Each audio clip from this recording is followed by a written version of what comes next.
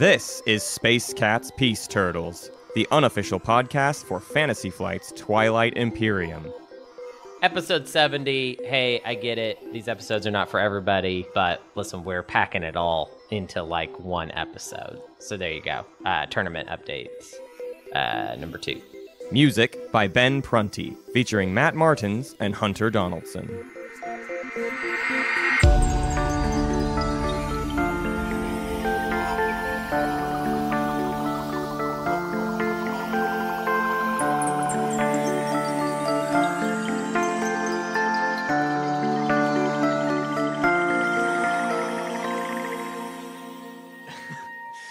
When you do this bit, and you do this often, it only creates more work for me, because I have to go in and re-edit the file so that the music goes long.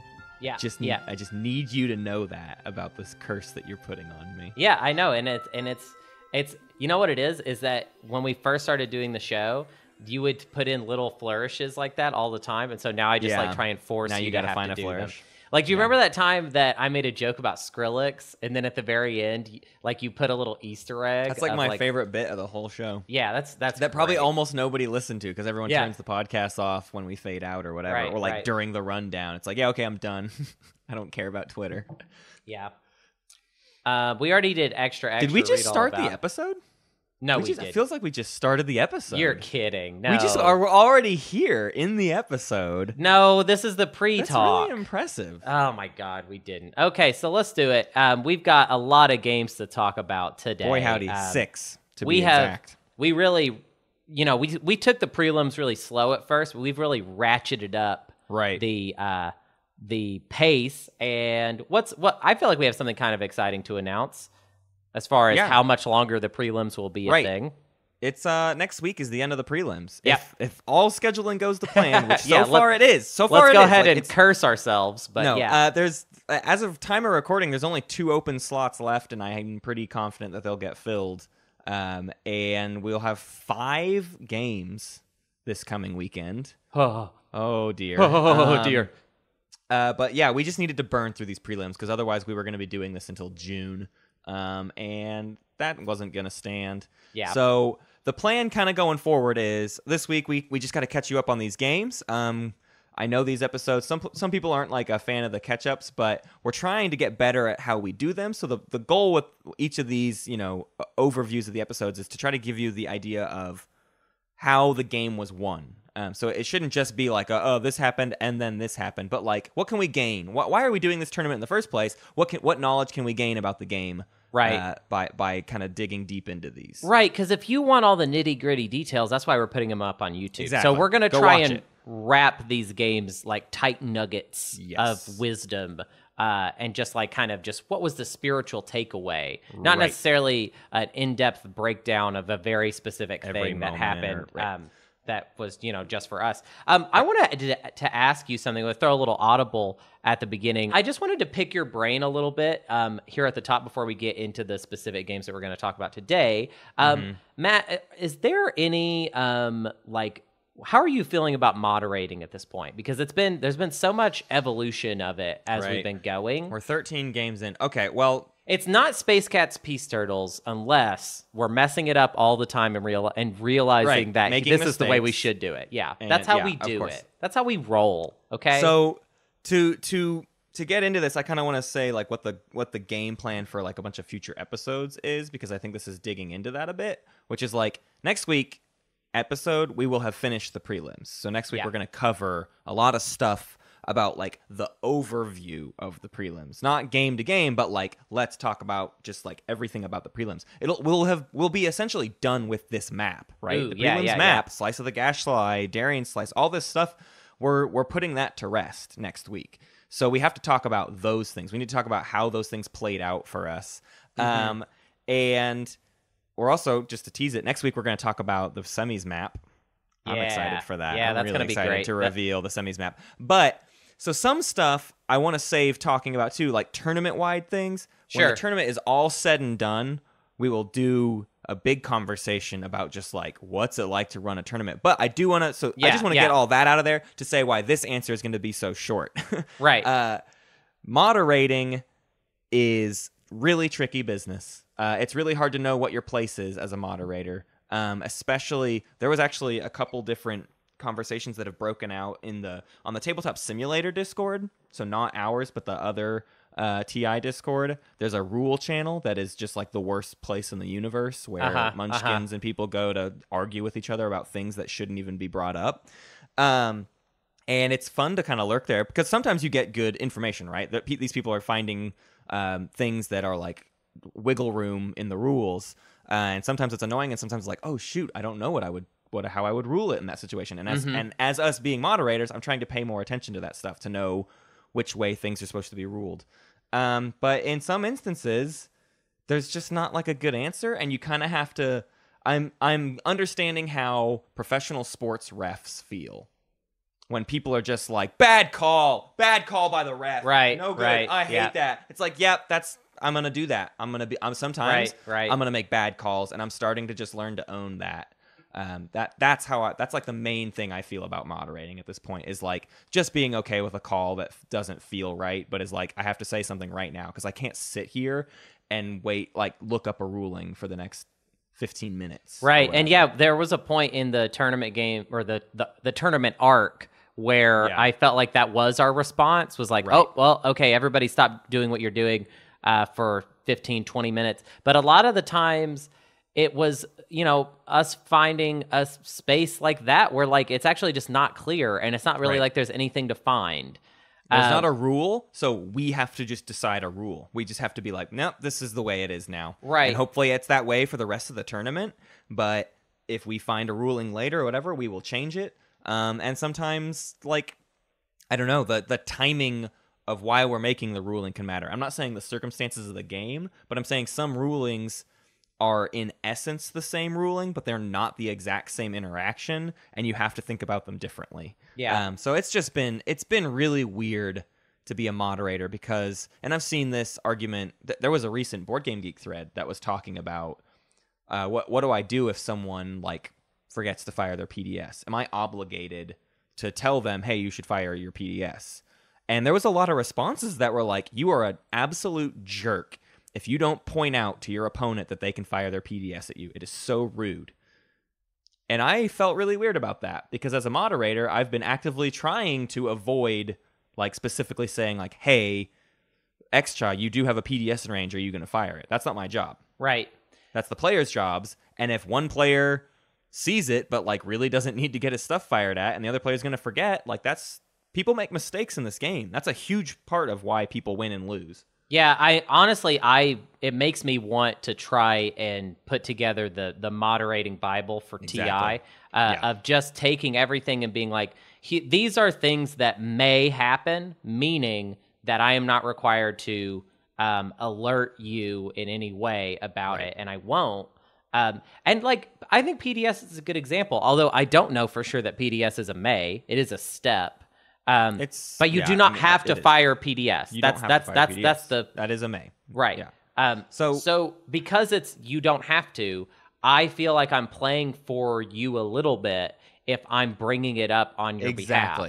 Because you could strategically choose to just not shoot, and you're not even going to bring it up. You're just like, I'm not shooting. This is a unique situation that I think you and I have been in as moderators, and anybody else, Blarknob, people who are moderating the Austin tournament, stuff like that. David S. Knorr is going to run into these issues of like, it's not my job to tell you how to play. Right.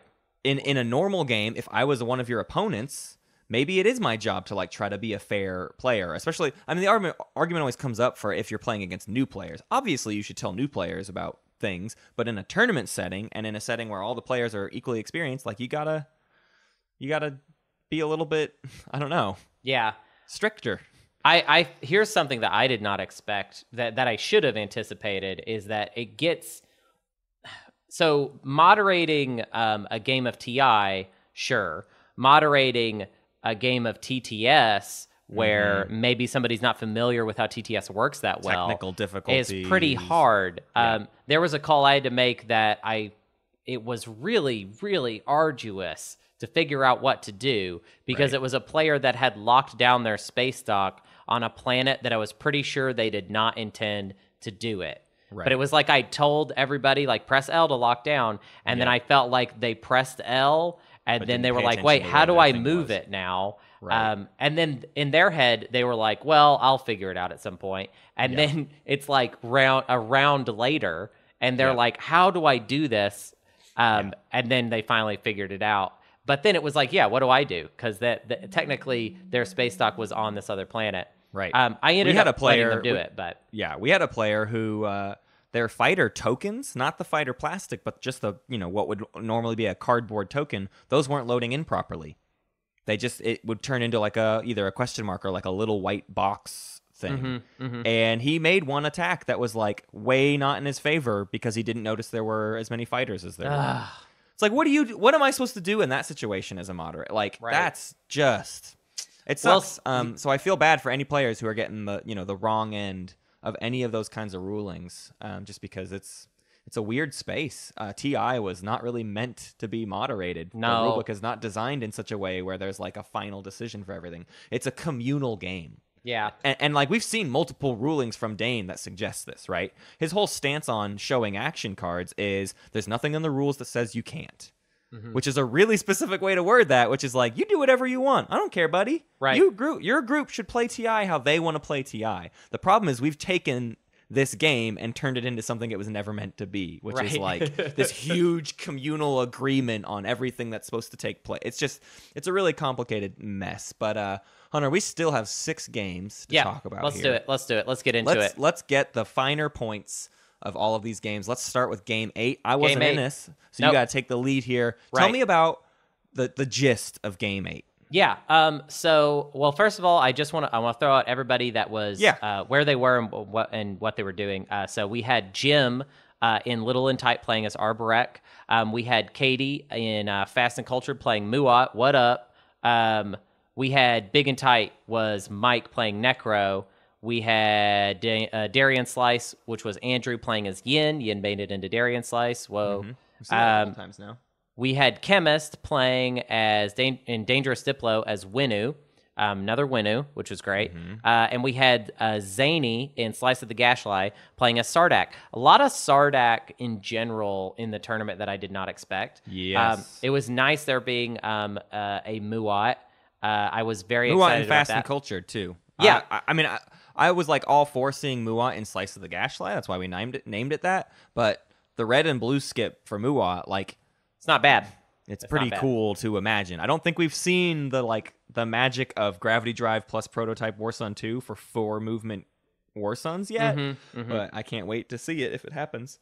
Well, and also I want to mention this game is currently available on YouTube, so if you want to watch this one, we're going to do a pretty bare bones coverage of it right now. Yeah. One thing that was interesting from the very beginning that I noticed about these players is that they wanted to have a very friendly game. Or, well, I would say most of them wanted to have a very friendly game. There was one player that kind of from the beginning, it wasn't that they wanted to especially have an unfriendly game, but they did not necessarily seem to buy in to the overall just kind of vibe of the table, which was let's have very friendly negotiations and let's just kind of talk everything through. It seems like that would come from the general weakness of every I mean, this is a very weak board. Yeah. Arborek, Muat, Sardak, Winu, right, and then Necro and Yin on the top end. Yeah, and Muat and Arborek did something kind of interesting that I couldn't decide how I felt about it throughout the game. I think there were several points where I felt like it probably should have ended, but they basically had just a complete, not alliance so much as like there was just a complete non-aggression pact that was happening between the two of them. And it was, I would say, it wasn't arbitrary, but it was, sometimes it bordered on that for me. I think the logic was like, hey, we're both playing as two factions that struggle early, have a slow start, and then they just kind of stuck with that. And then kind of on the other end of the table, you had some pretty similar stuff going on. Yin was trying to have a very friendly game with their neighbors Necro and Winu. Winu, I am pretty proud of the Winu showing in this game. Winu did successfully but by the end of the game, Winu had Mechatol with lots and lots of stacks. On Mechatol Rex, and had it been a longer game, I wonder how that would have shaped out. Right. Chemist they got 2 Mechatol points, it looks like. Yes, they did get 2. They were a little bit behind basically in everything else. I feel like they kind of had to sacrifice a lot to get to that point. But they were looking great to the point where they could have possibly had a pretty awesome swing round. Sardak ended up getting 2 support for the thrones, if that also kind of tells you what type of game this was. But essentially, a lot of it came down to the fact that Necro was playing a more, I would say, conventional TTS style of Twilight Imperium. A more like, just kind of more making the types of deals that I'm used to seeing. Right. Not that he was making bad deals. He was making fair deals that were cut right. And he kind of stuck in his slice a little bit. He wasn't too risky. He was very victory point motivated, only striking out for control objectives if it made sense. And he ended up landing 2 dynamite action phase secret objectives that helped basically get him to that point of like, well, this guy's gonna be able to go from 6 till the end of the game, basically. And the last round, just looking back at it, he started to just completely fly away with it. And had Yin not been scoring before him, he would have been at 10 points with nobody else above 6. Right. Now, Yin managed to get to 7 because they got to score first, but like that was it. That was the only... Necro just completely ran away with this one, and it sounds like mostly because they decided to turn on the aggression closer to the end and do what they needed to do to win it. Well, yeah, so none of these factions we're talking about are... necessarily going to get that much tech. It's actually kind of a low tech deal, which meant Necro was able to pretty easily collect the tech off of each of the different factions strategically.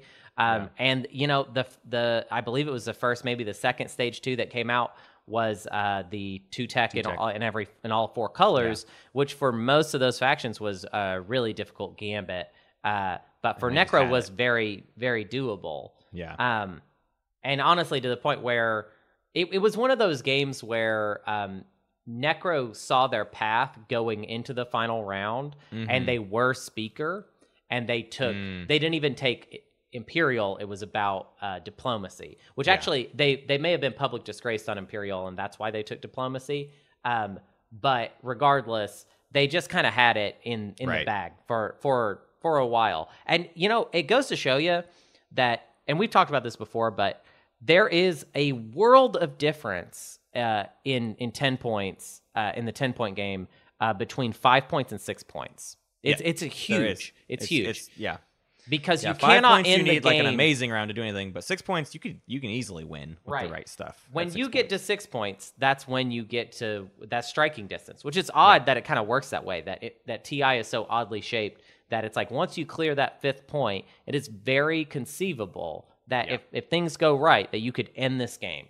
Right. And that's something, I'll say this much, as commentators, if you watch the games back, you'll see us kind of, I don't know, we get weird in commentary, because after 6 hours, we all start to turn a little sour in some games, or just like antsy to see things kick off. It's just like it gets really interesting at the commentator's desk. But something I note at a lot of these games is it never feels like people are looking at everyone else at the table. Yeah.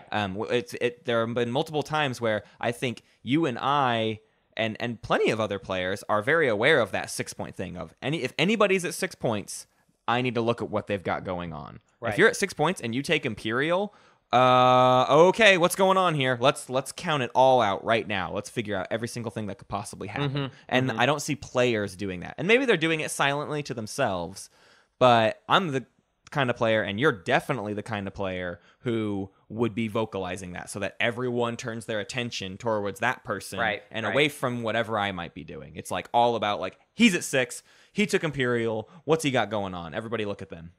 And I just don't see that vocalization out of everybody in these games. Well, and I think it requires like for people to be really wary of that late game swing and how possible that is and how likely that is to happen.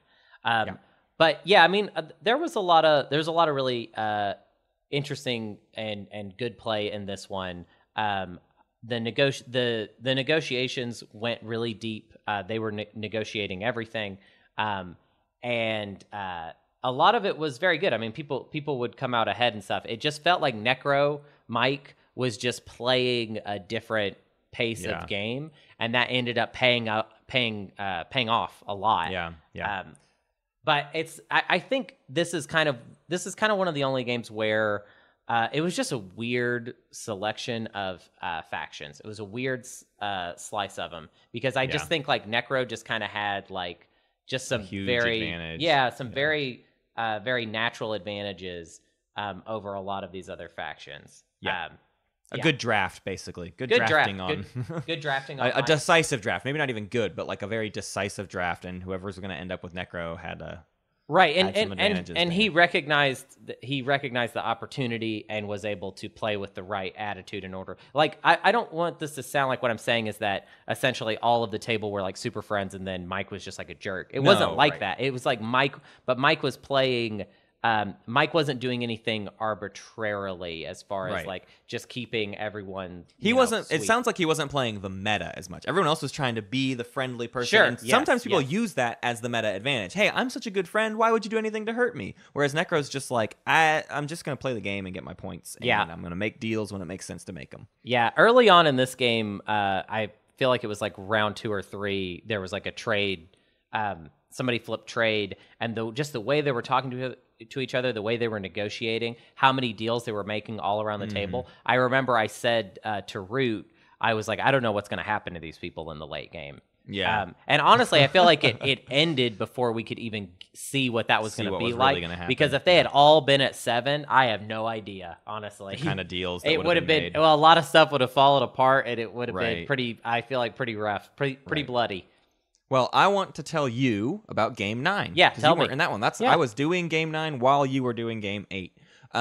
So let's kind of walk through that. The first thing that I just kind of want to point out that was weird was we had GSL, who now goes by Mad Scientist on the Discord, changed his name recently, but Mad Scientist was first to pick in the actual draft and grabbed Muat right away, which to me was... Wow. Ballsy, but also not necessary, because he could have easily grabbed a good slice and, of course, been left with Muat. But he's one of those players. We've had a few of these in the tournament now where they were saying beforehand, like, I'm gonna play this faction. You can't stop me. Right. So kind of the cheeky choice more than the like. I definitely want to make sure I'm doing the most strategic thing possible. But he went into this with a strong Muat plan. So to go through like we did with yours, to go through the players, Adam was the Mentak Coalition in Little and Tight. Nick was the Arborek in Fast and Cultured. Wecker was Xcha in Big and Tight. Xcha and Big and Tight is fun. We named Dangerous Diplo, and that makes people want to play Xcha there. But people have pointed out that Big and Tight is very good for Xcha. Yeah. Really good, like, sway of, like, it's tight, right? The influence are the influence, the resources are the resources. There's no crossover. The green skip, if you want to just real quickly get your instinct training, is great. It's just convenient. Or green skip to Cruiser 2 if you want to. In general, fun slice. Topaz Dragon was Yin in Darien Slice. Muat as Mad Scientist was in Dangerous Diplo. And that was part of a result of them picking Muat first, as they ended up getting Dangerous stuck, Diplo, which is kind of getting regarded as one of the worst slices. Dangerous Diplo and Darien Slice, definitely suffering in the tournament. And Mantis was the L1Z1X in Slice of the Gashly. This one had a fun instance, round 1, that I think is really worth noting, which is that Arborek and L1Z1X talked openly about their plans to do a 3-for-3 trade. And Mentak completely screwed them over. He threw a cruiser in the way to interrupt their trade. Like, he blocked their path to each other with his cruiser. So it completely, like, they still got to trade. I shouldn't say block the path, but Mentak got in the way and was there to pillage their round 1 trading. They wanted to do a 3-for-3, ended up being a 2-for-2 with Mentak pillaging their 2, part of that deal. Interesting things around 1-2 was everyone expanded decently, but Arborek gained 2 tech instead of getting a second carrier. They used the money that they gained as well. They ended up getting a 3rd trade good somewhere. They got 3 total trade goods, but they bought 2 tech instead of kind of the expansion thing, which Arborek's whole deal was sort of is building the snowball. So I was not a huge fan of seeing 2-tech. I think getting Sarween is important, and nothing else is that big of a deal round one. And I think we're starting to see, too, that, like, pushing yourself too far on tech isn't helping. We're starting to see trade is, like, most people are winning games as trade with first pick. There's, like, something like 5 games won out of 13 where trade was their first pick. So it's just like round one is about getting an economic advantage. Right. You don't need to stretch yourself thin, and you don't need to like over tech. You just need to stabilize yourself. If you're a weaker faction that is starting not stable, it is only important to stabilize. And if you are really strong, you need to not throw that out of whack. You just need to keep yourself strong. Right. Which so I is think why this was Hakan is the best faction. Right. Exactly. Right. So this game was fun. Man, this is one of the games that my audio has I had audio issues and I've ruined it, and this one is such a shame because Mad Scientist after every single status phase would give us these amazing commercials. He would play commercials for us, and by commercials I mean like he would read us advertisements that were just absolutely hilarious. And he did one, and we were like, oh my gosh, that was so funny, you have to do more. And so then he spent the rest of the game just like writing more for us, and every status phase he had a new commercial. And I'm loading one up right now because I have to give you a taste of these especially because you can't really hear them in the game, and I don't know that I'm gonna be able to fix that. So here's one commercial that he did for himself as the Muat. Does your star empire lack that little something special? Do your neighbors mock your puny fleets? Do your dreams of galactic conquest seem unattainable? Well, then come on down to Muat War Sons and Sons. We have moon-sized death machines custom built to meet your every need. Muat War Sons and Sons, where your gleeful laughter as the galaxy burns is our only concern. Muat War Sons and Sons is not liable for any war crimes committed with our products. In some rare cases, plasma reactor events have been known to cause cascading reactions when assaulting by long stunt fighters. If this happens to you, please contact your warranty representative. Oh, that's great. Yeah. Oh man, we got to get him on like for the finals or something. That would be fantastic. He's been writing me more and sending me more. I've got one for Soul. We've got one for Yin. There's a bunch of them. Oh no. He's coming on. He's going to pop on. Right, he's going to pop on during the status phase of the finals to do those. For certain. So moving on with the game, though, Yin grabbed Mechatol early, and then Muat was parked right next door, ready to just completely decimate it if he wanted to, which I kept being like, oh, are we going to just like see Muat, like an aggressive Muat, just start taking the board? Because no one was going to like balk at him kicking Yin off of Mechatol. That's a scary thought to have Yin. And so I was all kinds of ready for it. But instead, it kind of turned into one of those sort of amicable, peaceful, like everyone's just maneuvering around each other round twos. Muat did threaten Mechatol Rex, but Yin ended up paying them off with his faction promissory note, which I enjoy. I'm wanting more and more for people to start divvying up their faction promissory notes to people. Anyone who doesn't have a crazy one, it's like we were talking about the L1Z1X the other day. Of just like nobody gives that thing out, and it's good.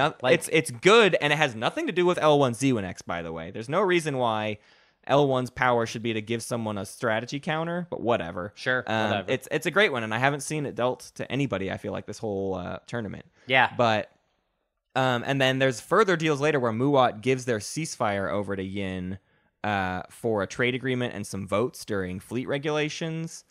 So lots of power handed over in the agenda phase. I've seen this a couple times where like agenda phases, people are doing big deals for votes that like don't feel like as big of a deal as what like power they're granting someone else. So I don't know. We'll see how that like continues forward, especially in the semis. I'm interested to see how things start to shake out. But agenda phases have been really weird. After that, trying to give kind of the overview of like the rest of the game, and it really is. They all did maneuvers where they sort of got slightly into each other's slices. And so then in the mid game, they had to like dance around each other. to like get their stuff back. It's like, okay, I gave you Tarman. When am I going to get that back? And that's a pretty normal interaction of like, okay, you leave and then I'll move in after you. But that was happening like over and over and over again, like with multitudes of people interrupting each other. It's like, okay, I want to get Tarman back, but you can't leave until Muat leaves Thibba so that you can move into Thibba and then I'll move into Tarman. And it was that kind of complication. And so what that was doing was it was getting players to like, they were missing out on scoring opportunities because they were just trying to like re-solidify their positioning. Because like the middle of the game just looks like this ridiculous rainbow of units. Just like there's just stuff everywhere. And it's so hard to figure out how is anyone going to like make a late game out of this, because nobody has like a defensive territory. There's just units everywhere. Right. So they were doing are you saying that they were doing a lot of trading for control objectives? Exactly. Basically? Yeah. Yes. Yeah. It was like planet trades for control objectives. It's funny that because this game was happening at the same time as Game 8, that the theme here with both is actually a lot of players trying to play this game that's really about like galactic conquest. They're trying to play it really, really sweet and nice. Right. I wouldn't call these players sweet, though. It was very much like everyone thought they were getting a leg up on each other. So it wasn't just like, let's do this. It was like, you're going to have it for this round, and then I'm going to be able to get it back immediately, and then it's just like, it was like kind of overcomplicated problems. But this one was kind of similar to your Necro Runaway. This one was a little bit defined by our L1Z1X had a pretty clear path to victory. And if you watch the video, you'll only hear my commentary, and you'll hear a lot of my commentary saying, I wish L1 was pushing even more for it, because L1 could have won in round 5 if they had taken Imperial. But L1 was smart and didn't do what I probably would have done in his shoes, which is push too hard to get it, and then someone, all it takes is one person messing up my plans, and now I'm completely screwed over. Right. He took the safe path. It was the slower path, and my fear with any slower path is that someone else is going to catch up to you and then pull ahead. So I was constantly afraid for L1 missing their opportunity to win when they had such a clear kind of direction for it. But they ended up just being able to maintain, and the final round had some really weird fights. Like Yin tried to jump on Muat's home system and got experimental battle stationed. L1 in the final round, because they didn't take Imperial, for round 5, what they had to do was build their flagship at their home system and deactivate it and move it out to kill a planet, and in that same, or kill a, win with this flagship. He had to unveil flagship, and in the same activation, because he didn't have enough command counters, he would need to also invade one industrial planet for his 4th, and that was the only way he would be able to pull it off. Wow. And so it was like, this is like a long shot. Nothing, like there's no way it's going to have to go to round 6. But then he gets it out. It was a really confusing ending, and I'm trying to wrap my head around my notes with it, but there was a moment where he was attacking with his flagship, and then he considered using a skilled retreat, which there's no victor. That's a draw. That's a draw. And so I didn't know. It seemed like another situation where they were like trying to push it another round. They didn't see how they would definitely win it this round. But they didn't play it. They bait out a ceasefire with one attack. The attack they're trying to use this unveil flagship on is not even supposed to be the attack that's going to win them the game, because the player they're attacking has a ceasefire, but the person doesn't play the ceasefire because they don't see the final notes coming. So L1 just like gets a free easy attack and wins the fight with his flagship. So it was kind of like a surprisingly fast win for L1, basically. Sort of similar to your Necro one, but like I would say even more just like, oh shoot, L1's got this in the bag now, and like he's gonna leave everybody in the dust. I mean, it's just gonna be, it's gonna not even look like it was a competition. Yeah. The final score was Lizix at 10, and then 4 players at 5, and Arborek at 3. Wow. So, like, absolutely just smoked them in the end there. And it was kind of like everybody kind of saw them being the lead, but if I remember right, and maybe I'm misremembering this part, but it felt like everybody expected it to go to round 6 and then it was just like, oh nope, shoot, it's over. We're done, and nobody's gonna get to score any more points. Wow. So just a really just kind of down and dirty fast game. Can I ask a question about the ceasefire? Was it that the other player didn't remember that they had the ceasefire, or they remembered it and they were just like, I'm not going to play it on this activation? If I'm remembering it right, I think it was they were like expecting there to be more things that needed to happen, and so they just were waiting for the bigger attack. Which I've been in that situation before, where it's like I can't afford to, use the ceasefire now because the big attack is going to be when I need to use it. That's going to come here in just a minute. And no, it wasn't. It was a very simple little fight. Well, that just goes to show you there that like you got to try, like if you're like, well, they've got my ceasefire, I don't know what to do. Like, I don't know, give it a shot. Like people mess up with ceasefires all the time. I remember we saw a game at Gen Con where somebody lost a game because they didn't play a ceasefire. Yep. Wasn't that right? Yep. Yeah. It's wild. Anything else you want to say? That was a little bit due to the clock, right? That in that game it was they had 4 hours and he forgot because we were like, we have 3 minutes. Like it was like literally go time at that point. And so they were upset, rightfully so, that it was like I forgot because I had like 4 people screaming down my, at every action. Well, that's why we don't have a timer. That's why we definitely don't have a timer. But we also do it in the digital world where there is no time anyways. Do we talk about Game 10? Yeah, let's jump into Game 10. Game 10 is pretty... I mean, I don't think it's fair necessarily to say this to all of my other children. That all of these games are my children. Yeah, this has been my favorite game of the tournament. Yeah. It was the closest we've gotten to an edge of your seat thing, and I think it's because for so much of the game, well, let's just go right into it. So the draft was pretty all over the place. We ended up with in the draft Necro, Nalu, Isarl, Arborek, Extra, Muat, Sardak. So just that perfect split of like two very different ways of thinking about the draft. So here's our players. We had Kaola with Sardak Nor in Dangerous Diplo.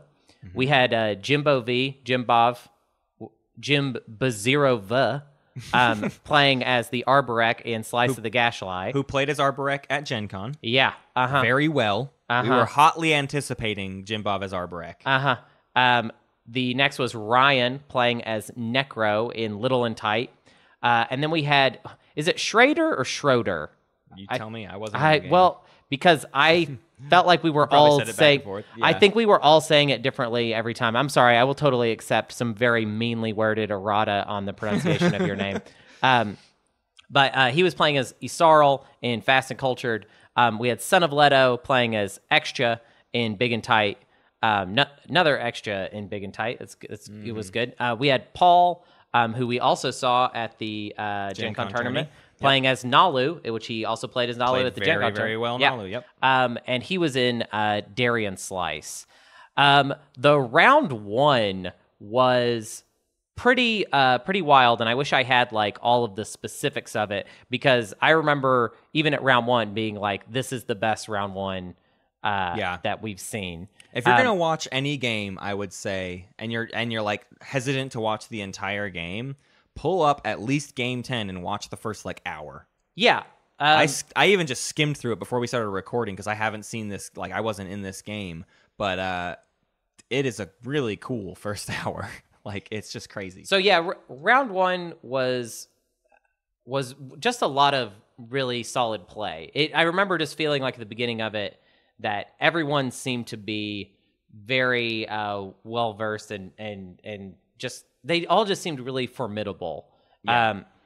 Jim Bob had a really exciting play as Arborek. Being able to get Warfare round one for Arborek is very tasty, and he was in the right slice for that. Yeah. Slice of the Gashly is a pretty interesting deal for them, I feel like, especially just because Air Namir is worth Mechatol. You know what I mean? Right. So it's like, it's like he just got everything done and was so poised to take Mechatol round 2. He was so poised, in fact, that he did not actually research Sarween, as far as I remember. I might be wrong about that. I'm pretty sure he did not. Didn't. Yeah, he didn't. And then everybody else just did a really good, just solid openings all across the board. Like it was like by the end of round 1, it looked like the end of round 2. You know what I mean? Like all of the slices were filled out. Schroeder. I want to talk about Schroeder a little bit because I watched some of this, and knowing how kind of some of the rest of the game goes, I think in round 1 we have to start talking about Schroeder because Schroeder on his first action goes, all right, everybody, let's start talking about trade. I'm not going to play trade right now, but we need to start talking about it. Right.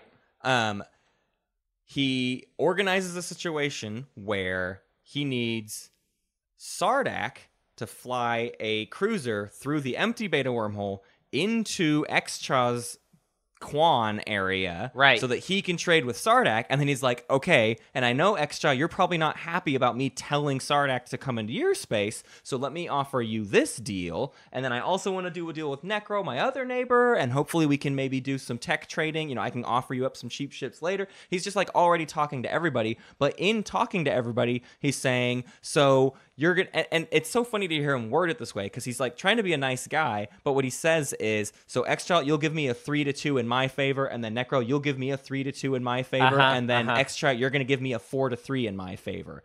And like that sentence is crazy. It's like, what? You want 3 people to just like give you a bunch of money? It's interesting how different the approaches were between Schroeder and Jimbov. Because Jimbov was more of a just like, I have this thing I'm going to do, and it's so stable, and I don't need you to give me permission to do it. I'm just going to do it. Right. Whereas Schroeder was like, I am going to play all of this table the whole time. And yeah, he would make a lot of deals. He would make a lot of deals going in various directions that sometimes conflicted with each other. It was like having... just like 2 very different schools of thought in the same game, basically. How often was he doing secret conversations? Because it feels like he was just an above-the-board schmoozer. It was. That's a very good way to put it, actually. Schroeder was an above-the-board schmoozer, always making lots of deals, even sometimes just out of good faith. He did something interesting that I have seen Isarl players do before, but I haven't seen it in a long time, where he would use Spynet to effectively sell action cards. Right. He basically say, I will give you Spynet, and then and how Spynet, the promissory note works, is you get to look through their hand and take a card. But he would give them it in a non-binding agreement that was basically like, you're going to use this to take one particular card that I have. And a lot of times he would show them, he would be like, I have this card, come get it, basically. And doing this, he was able to make a lot of money and make a lot of very interesting deals. So trying to be like a Hakan Light, but like a way more, having to do a lot more legwork. Yeah. And I will say that while I think it's a really interesting play, it did have the Achilles heel to it constantly, that it was completely based on non-binding deals that could have been at any point betrayed, but they did not. That as far as I remember, no one really balked at it. Right.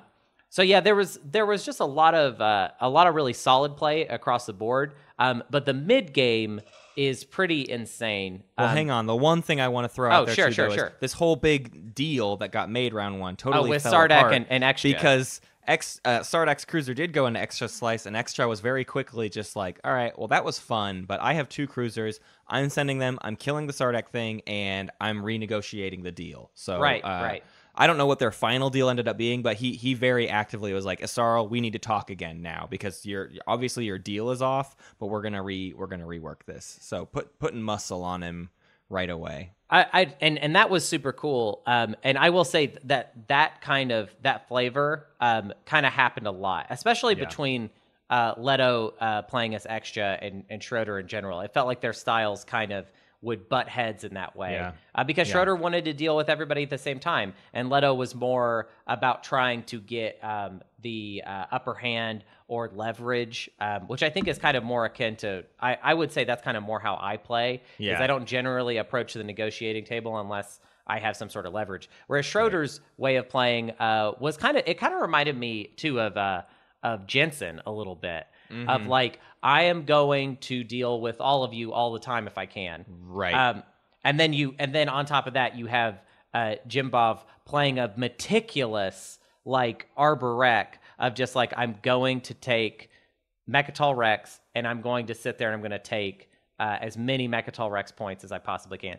Like, and it's similar to the strategy that he employed in his Gen Con game, which was just to like efficiently take Mechatol Rex with a faction that honestly is not set up to do it. And I don't know how he has done it both times. I've only seen him play twice, and both times he got to Mechatol Rex and just locks it down. Yeah. Well, he got 4 Mechatol points throughout the course of this game as Arbor Rec. Yes. That is wild. Right.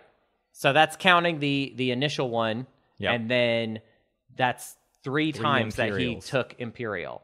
And because he was Arbor Rec, he was able, I feel like that kind of plays into it too. It's Arbor Rec, so it's like, well, let him have it. But like, he do that a couple times. That's how Arwinu won the game that they won. It's like, you don't let the person get away with it just because you think they're a weak faction. A strong player can get away with anything. Yeah.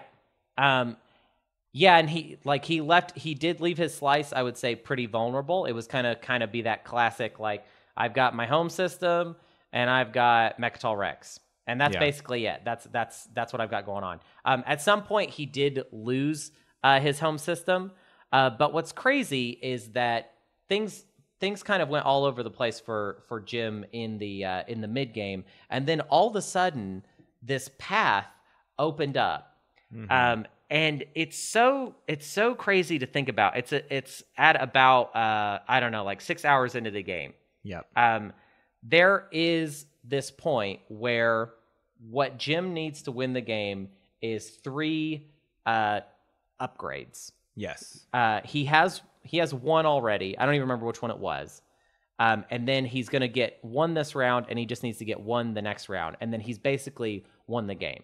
He's got PDS 2. Yeah. He needs to get Destroyer 2, and he needs to get Space Dock 2. What he has is Majin, Sarween, and Transit Diodes. So he's got 2 yellow. He only has 1 red. Right. And so it sucks that this is what it came down to, right? Is bad tech path that you just get. Like your Arbor Rec, I don't think he did anything wrong researching the tech that he researched. He's Arbor Rec. He's not going to get to research a bunch of tech. So you kind of have to stick with the path that it's given to you. And when you start with Majin of all things, actually going for PDS2 first makes a lot of sense. Yep. So he has a choice. He's going to research either Space Dock 2 or Destroyer 2 this round. And he picks Space Dock 2. He has Mirror, and Mirror has to be his red skip to get Destroyer 2. And so you and Root talk a lot about this in the commentary, where Root is very much like, you have to do Destroyer Shoot because you might not have Mirror later. Yes. Because his slice has been gutted at this point. Right. And so it seemed in your gut, if he gets Destroyer 2, he'll have Space Dock 2 on lockdown whenever. Right. But he instead decides to get Space Dock 2. And there was a variable in all of this that was super wild. It was that Schroeder was offering him political stability so that he could keep Imperial and win in the action phase of the next round. Now, I don't know that Schroeder saw it that way. And also, I mean, I would love to sit down with both of them to even just get to the bottom of what was going on in their heads, because it was really strange. Why he wanted to give him that card so bad. Because it's not like this was all based off a secret objective. This was based off a public objective that people could see if they were looking, that he could score. So Jimbov was really confused by the deal that Schroeder was offering, and he was offering it for a pretty paltry sum. I don't even remember what it was bought. Yeah. But I think it was like 1 trade good or something like that. But it wasn't really much of anything. So like Jimbov was confused because he was like, you're just going to sabotage this. And then Schroeder was like, no, I'm not going to sabotage it. Right. Which made things, honestly, this is kind of the most dramatic, I would say, piece of a game thus far. Has been, it's just like, are you lying or aren't you? Right. What am I faced with? What is this choice I have to make right now? Are you lying or not? and honestly, I really want to pick both of their brains about the moment, because it is really interesting. So I will say this: Jimbov played a really great game. he makes one, I would say, pretty little mistake. Right. That he should have bought Destroyer 2 first, because if he had gone after Space Dock 2 for the win, there would have been no way to contest him for that without completely taking his home system. But then on top of that, there's this weird deal that Schroeder makes where he does eventually give Jim Bob political stability. And now we're freaking out because we're like, Jim Bob's about to get to play political stability and win off of that based off this deal. Yeah. And it's like, there's no deal you can make that gives someone the game that is worth it. Yeah. And then somehow the way it actually plays out is everyone else calls out that political stability is going to give Jim Bob the game, and then Schroeder does sabotage it, which is like so. So he did. I mean, I actually feel bad spoiling it for you all now, because it was just so. It was really, really wild. Now, I will say this: if regardless, Jim Bob still could have won. He still had a path. And if it weren't for and oh my God, let's talk about the heart-wrenching way that the final round played out for Jim Bob, because like I said, so he's going in the final round, he needs Destroyer 2. He got Space Dock 2 the round before. So he needs Mir, right? Mm-hmm. First thing that happens, he ends up with Diplomacy is his strategy card going into the final round, which was a smart pick. You pick the highest initiative you can get. And I don't even think he was going by that logic. I think he was just trying to play defensive. Right. But so what ended up happening is round one, Mir gets invaded. No, what happens to Mir? Something happens to Mir. Okay. And no, I remember somebody uses an action card on it to exhaust it. And then he uses Diplomacy to refresh it. So it seems like everything is having to do with Mir because he needs to text I remember. Now I can remember what you're talking about. So it's really, and I forget what action cards it was. I wish I could remember. It was like, I think they used Uprising on it. Did. And then he has to flip it. And I'm like, well, that's the game. And then I realized like, oh, wait, no, he's got Diplomacy. He's perfect for this. This is great. He uses Diplomacy on it, refreshes it back. Now that he's used Diplomacy on it, everybody's looking at it, and then somebody unstable planets it. Right. And then so he gets double exhausted. Game is over for him. He does end at 9. Very respectable Arborek end, in my opinion. Yeah. And he played a great game. Don't forget, after losing losing his home system for a while and most of his slice, all he had was Mechatol Rex. And then for a while, all he had was Mechatol Rex in his home system. And still got 9 points as Arborek. That is huge. Yeah. But not to discount the victory of Schroeder by being just like the most cunning Isarl and backstabby and lying and he was backstabby, taking the dirty course to victory. But when you win, well, that's okay. You won. Right. So Schroeder does end up winning as Isarl, and it is very well deserved.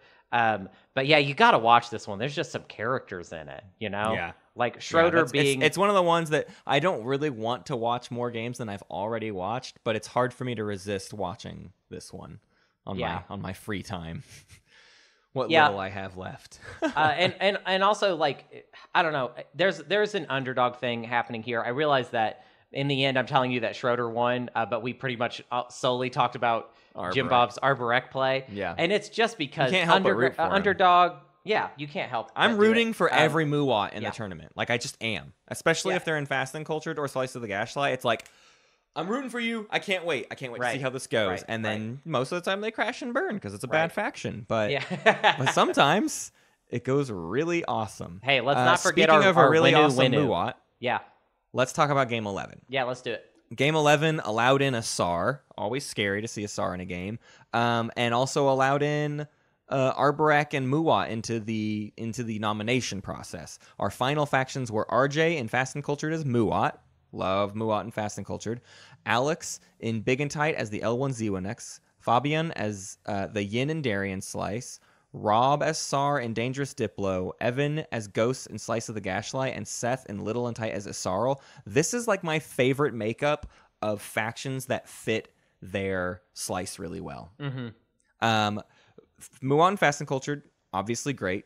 L1 in Big and Tight, the green skip, like you start with Neurovator for some reason as L1 and then skip up to Hyper and then go do all the L1 other tech stuff. Right. Just feels really cool. Fabian in as Yin in the slice that we named after Yin. Right.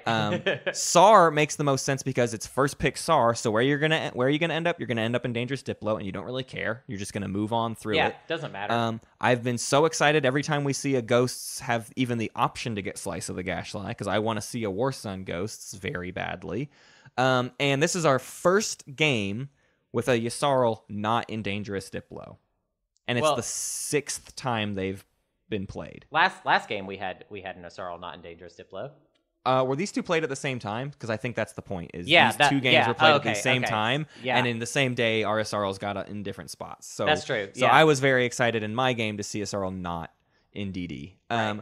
So moving forward with that, Muat plays trade right off the bat before doing anything, and does refreshing stuff, and it's just like banking on getting to deal with ghosts later, basically. And nobody does anything stupid or crazy. It's just a solid round one, similar to your game. Just fun to watch. In round 2, there's some stuff of like the Yin builds their huge van in round 2, which I'm always afraid of anybody building a flagship round 2 that isn't Xcha. But he does this because SAR is already kind of starting to threaten. He makes an attack on Yin, and he's just starting to move his SAR ball in that direction. So Yin is just like, you know what? I know how to put a stop to this. Huge van. Go away. And so SAR basically has to. They eventually swap support for the thrones just to call it off. But at this point, Yin ends up with a really good position, and this game is just so interesting because what ends up happening is because of the support for the throne trade, Yin gets to just hold it over SAR. I mean, like Yin is like all over SAR's stuff. They've kind of like swapped things back and forth now, and Yin could just corner SAR if he wanted to with their support for the throne swap. SAR has the 3 main systems in Dangerous Diplo and can't go anywhere else. Can't go anywhere to his right. Would have to go into Ghosts to their left if they want to go in any direction without losing a point. So it's like you just locked down SAR in round 2. It felt like a really big deal because, we're used to seeing SAR kind of just like have the run of it. And this one was just immediately like, SAR doesn't get to go anywhere. SAR is locked. Like we're just going to not see much of a SAR ball or anything. Or at the very least, all they're going to do is build up in their slice and eventually break out, but they're going to have to lose a point to do it. Right. So SAR does start moving into Ghosts.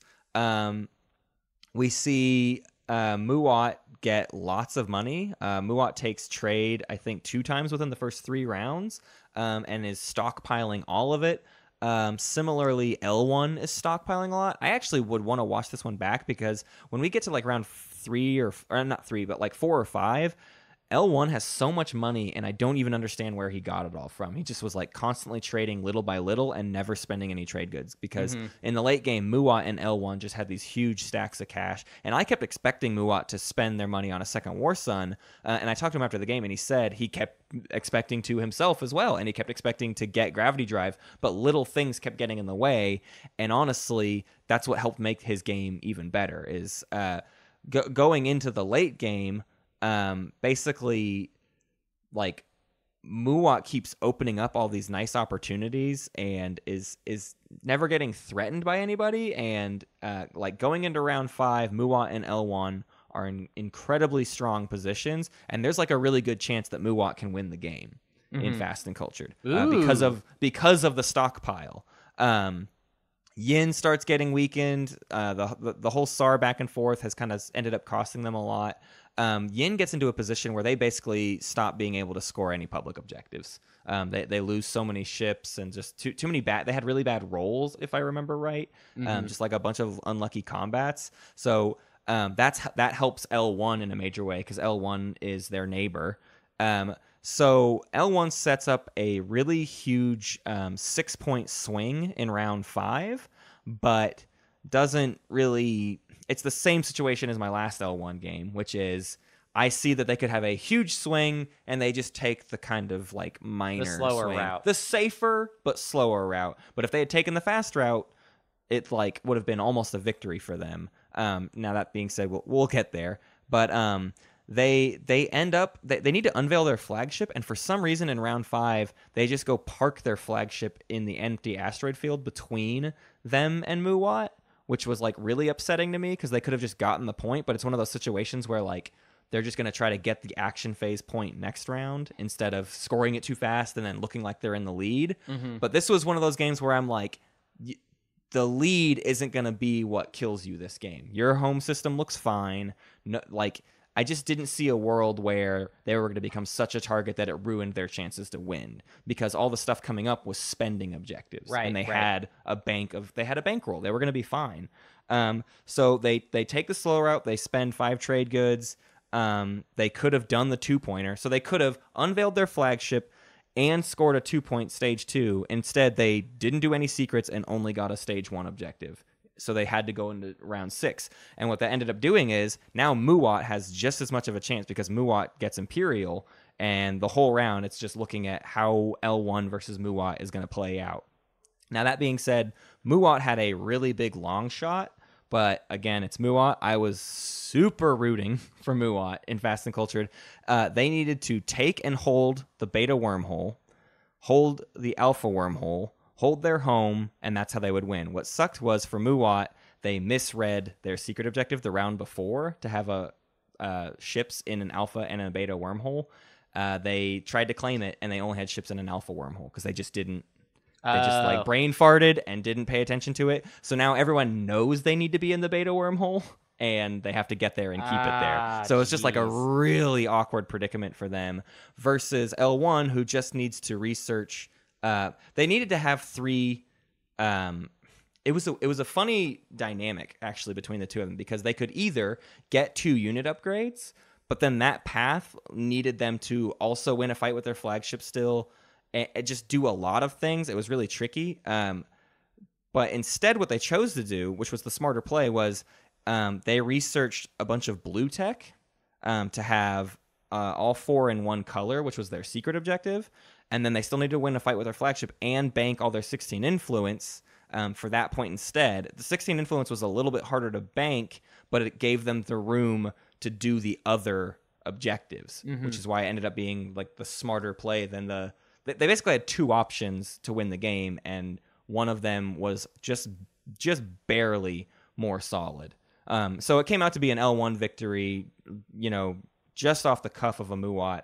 And this one, I would say, just like mostly defined by like smart, quiet play out of the L1. That's kind of the only way I can word it, is just like being very tactical and precise, and again, taking the slow paths every time, but in really smart, calculated ways. The only play that like I questioned was him just moving his flagship into the asteroid field, but it made sense because what he was doing is trying to get closer to Muwat's weak other Muwat's non-Warsun fleets. He was just trying to get next to like an empty carrier, so he was just taking the slow route every time.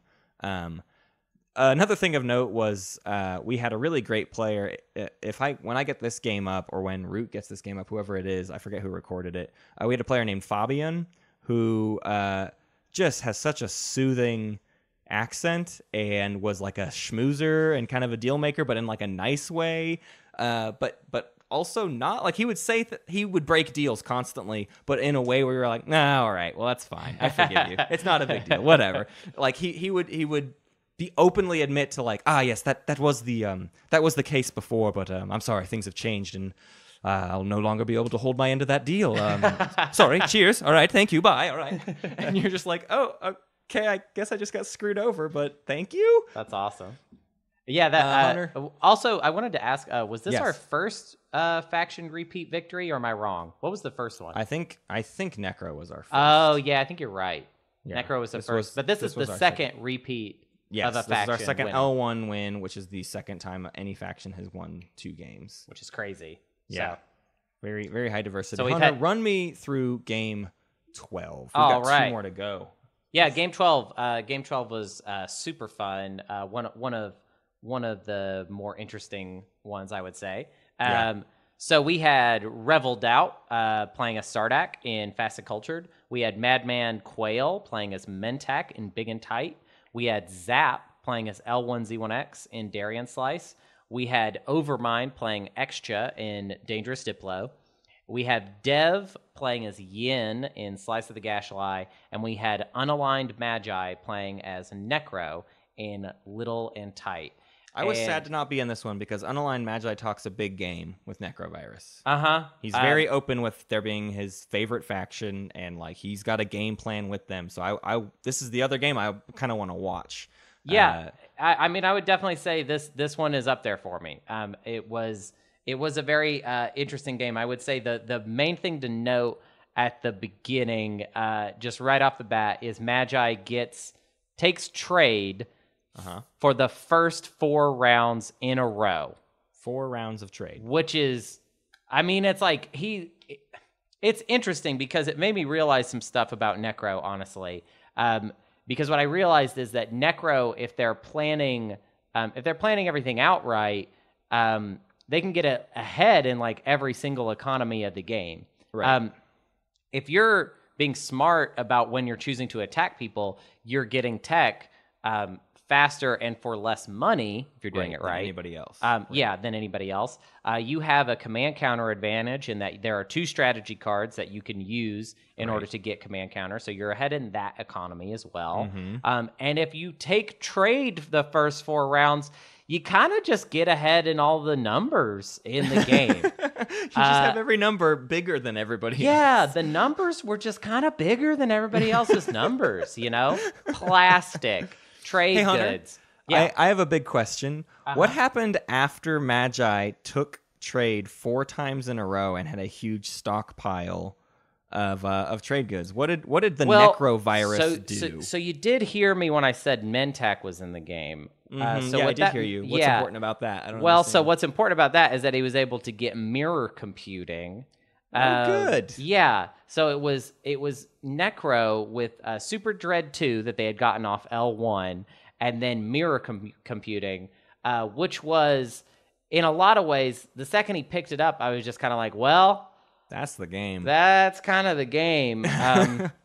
People like to talk about Necro like super combos and stuff and like weird tricks you can do, but when you can just get like 2 of the best faction techs in the game. Yeah, no, it doesn't. They don't need to work together in any meaningful way. Yeah. Just like get the 2 best ones and then do well. In fact, who cares about the cute stuff? Dude, just get mirror computing. Like just be Necro with mirror computing. It was very good. It was a lot of really fantastic play. I want to talk about some of the other players a little bit, make sure I get all around.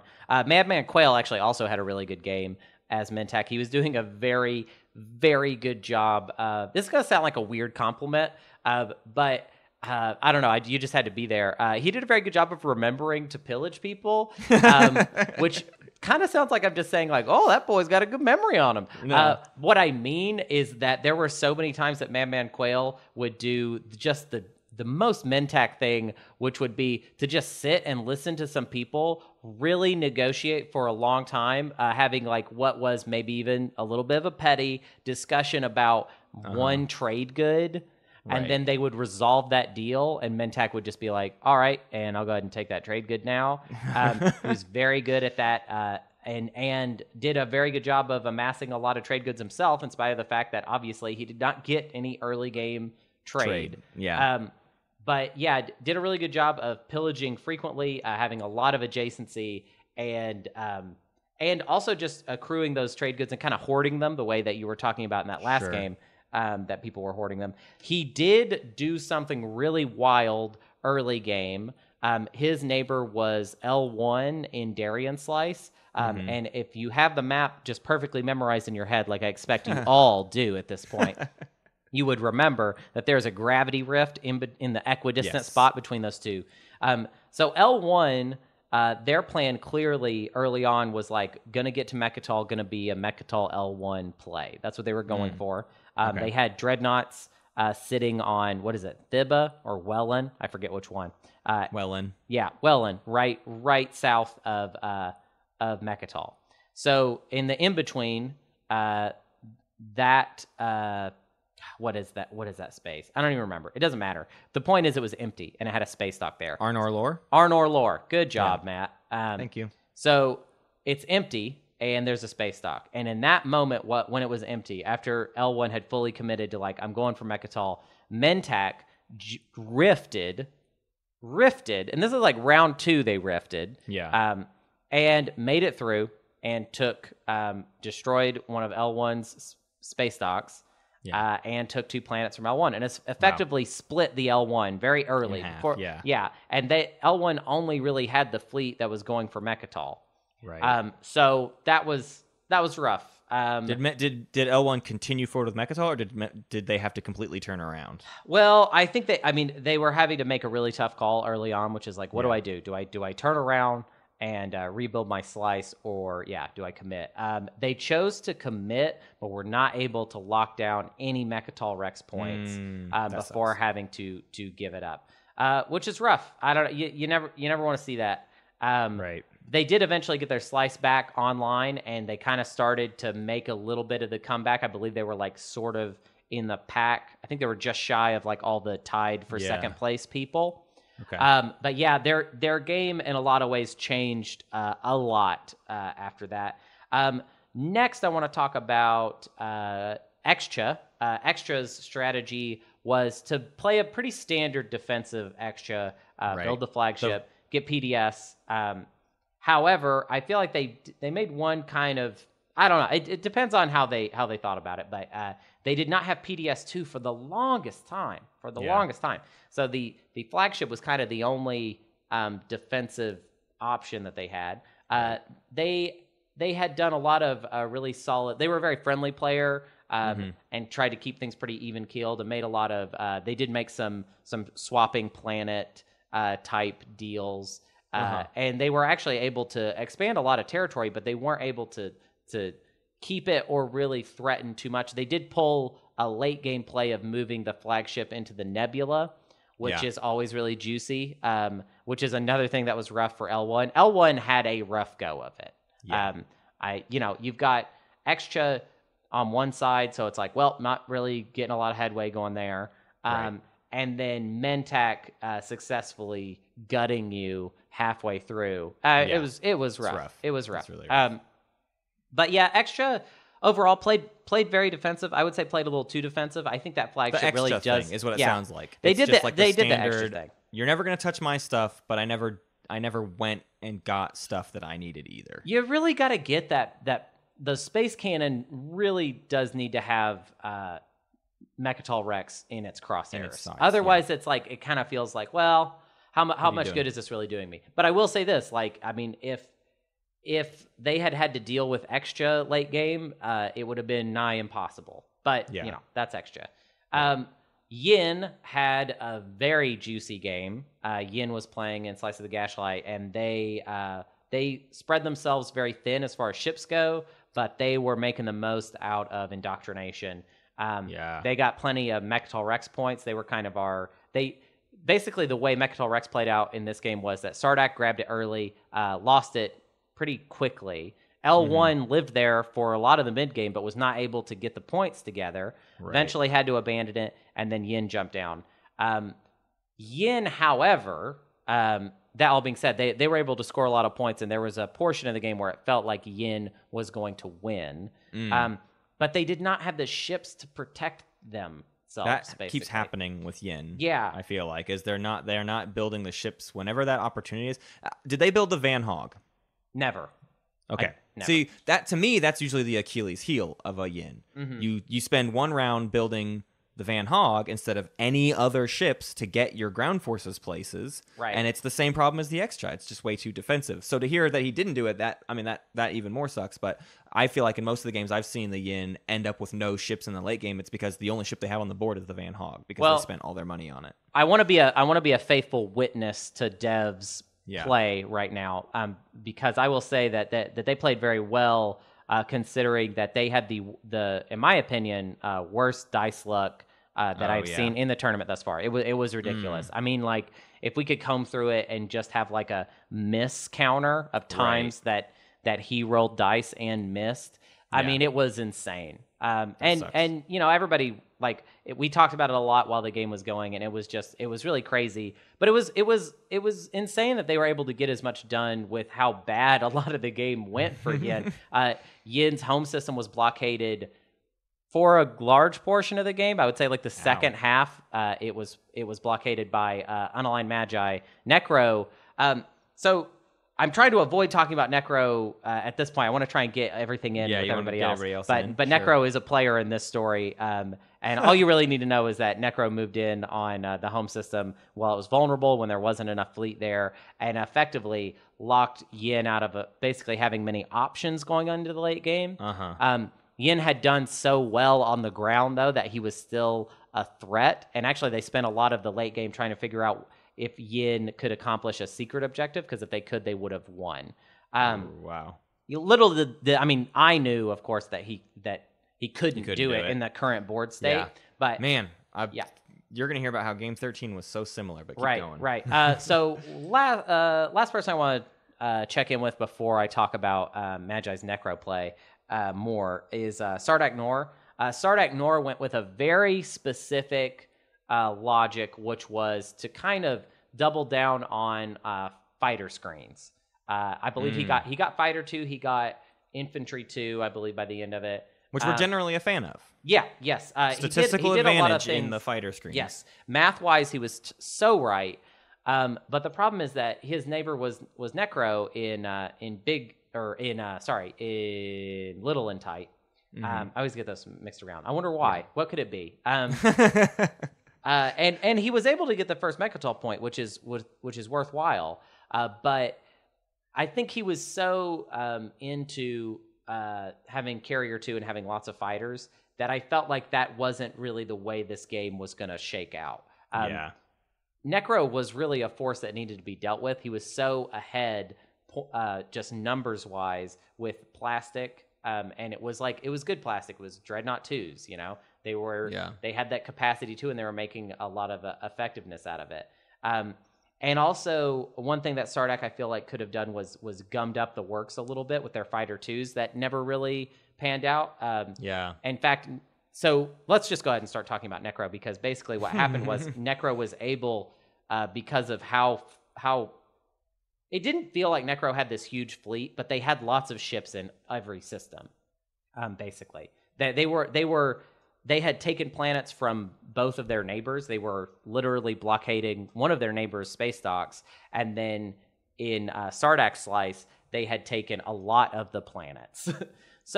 Going into the late game, it was like Necro was very fearsome. In fact, it was going to be one of those games where they were the speaker.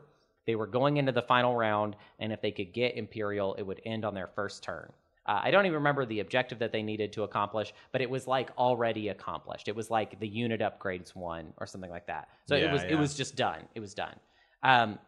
So essentially, the way it played out is none of them had a public disgrace, but they were all talking about how much they needed a public disgrace. Yeah. And then the agenda came out that was, if you vote for, everyone draws 2 action cards. Of course, Necro can't even vote. So they all voted for, and they let it pass, and they did get a public disgrace. So then we did actually have to go through the round. But that it was just not enough. There was nothing you could do at that point. I don't even remember. I think Magi took leadership for the highest initiative, and then just played it out and just had that flagship parked in the home system with, as many boys as you could imagine. Right. That much statistic or just numbers advantage would get you, and it was a completely solid win with no wiggle room basically for anybody else. Now, if things had played out a little bit better for Yin, then maybe it would have been different. But I will say that Magi taught me, I would say, to really be wary about Necro getting ahead when it comes to just sheer amount of plastic and trade goods. Yeah. So there we go. That's game 12. Game 12. Well, let's do game 13. Game 13 is actually going to be fairly fast to sum up, because it's a hard game to talk about, because this was our quietest game so far. Just like these players were just absolutely silent for so much of the game. For the entirety of the draft was very silent. There was like a couple attempts to do you guys want to talk about what we're going to do? Anyone want to talk about what? Okay. No. All right. Okay, cool. And then that just defined the first like 3 rounds. It's like, all right, we're just going to completely be silent forever. Let's go through it. We have Tyler as the Yin in Slice of the Gashly. So these games were next to each other. Game 12 and Game 13 were at the same time, and both Yins in Slice of the Gashly. We had Green Flame in Little and Tight as Hakan. Only our like second Hakan game of the tournament. People avoid them just because it's annoying to have them in the game, but like it's a good middle faction. Like it should be getting in games, but just nobody wants to have to deal with how much longer Hakan's going to make it. It's a good middle faction, and like there are even some people that think that they're a good like A or S tier faction. Yeah, so absolutely. Yeah, like it's. Rob was Necro in Fast and Cultured. Nikolai was Barony in Big and Tight. Matt Waters was MB Waters was the L1Z1X in Darian Slice. If you watch the recording, I think we called him Joe the whole game because he said he didn't want to he didn't want everyone to keep calling me Matt and him Matt, and his screen name just happened to be Joe. So that's L1Z1X, and then Lionel is the Isarl in Dangerous Diplo. Back to what we know. To the old standard. Yeah. Big thing this one, round 1, Diplo got picked. Ew. Nobody misplayed it. Perfect round from everyone, despite a Diplo pick. Like everybody, I think there was a moment where Barony said, "Ah, man, I misspent one of my command counters or whatever. Like I wish I had done something slightly different." But he was fine, right? And everybody else like did exactly what they wanted to do for the round.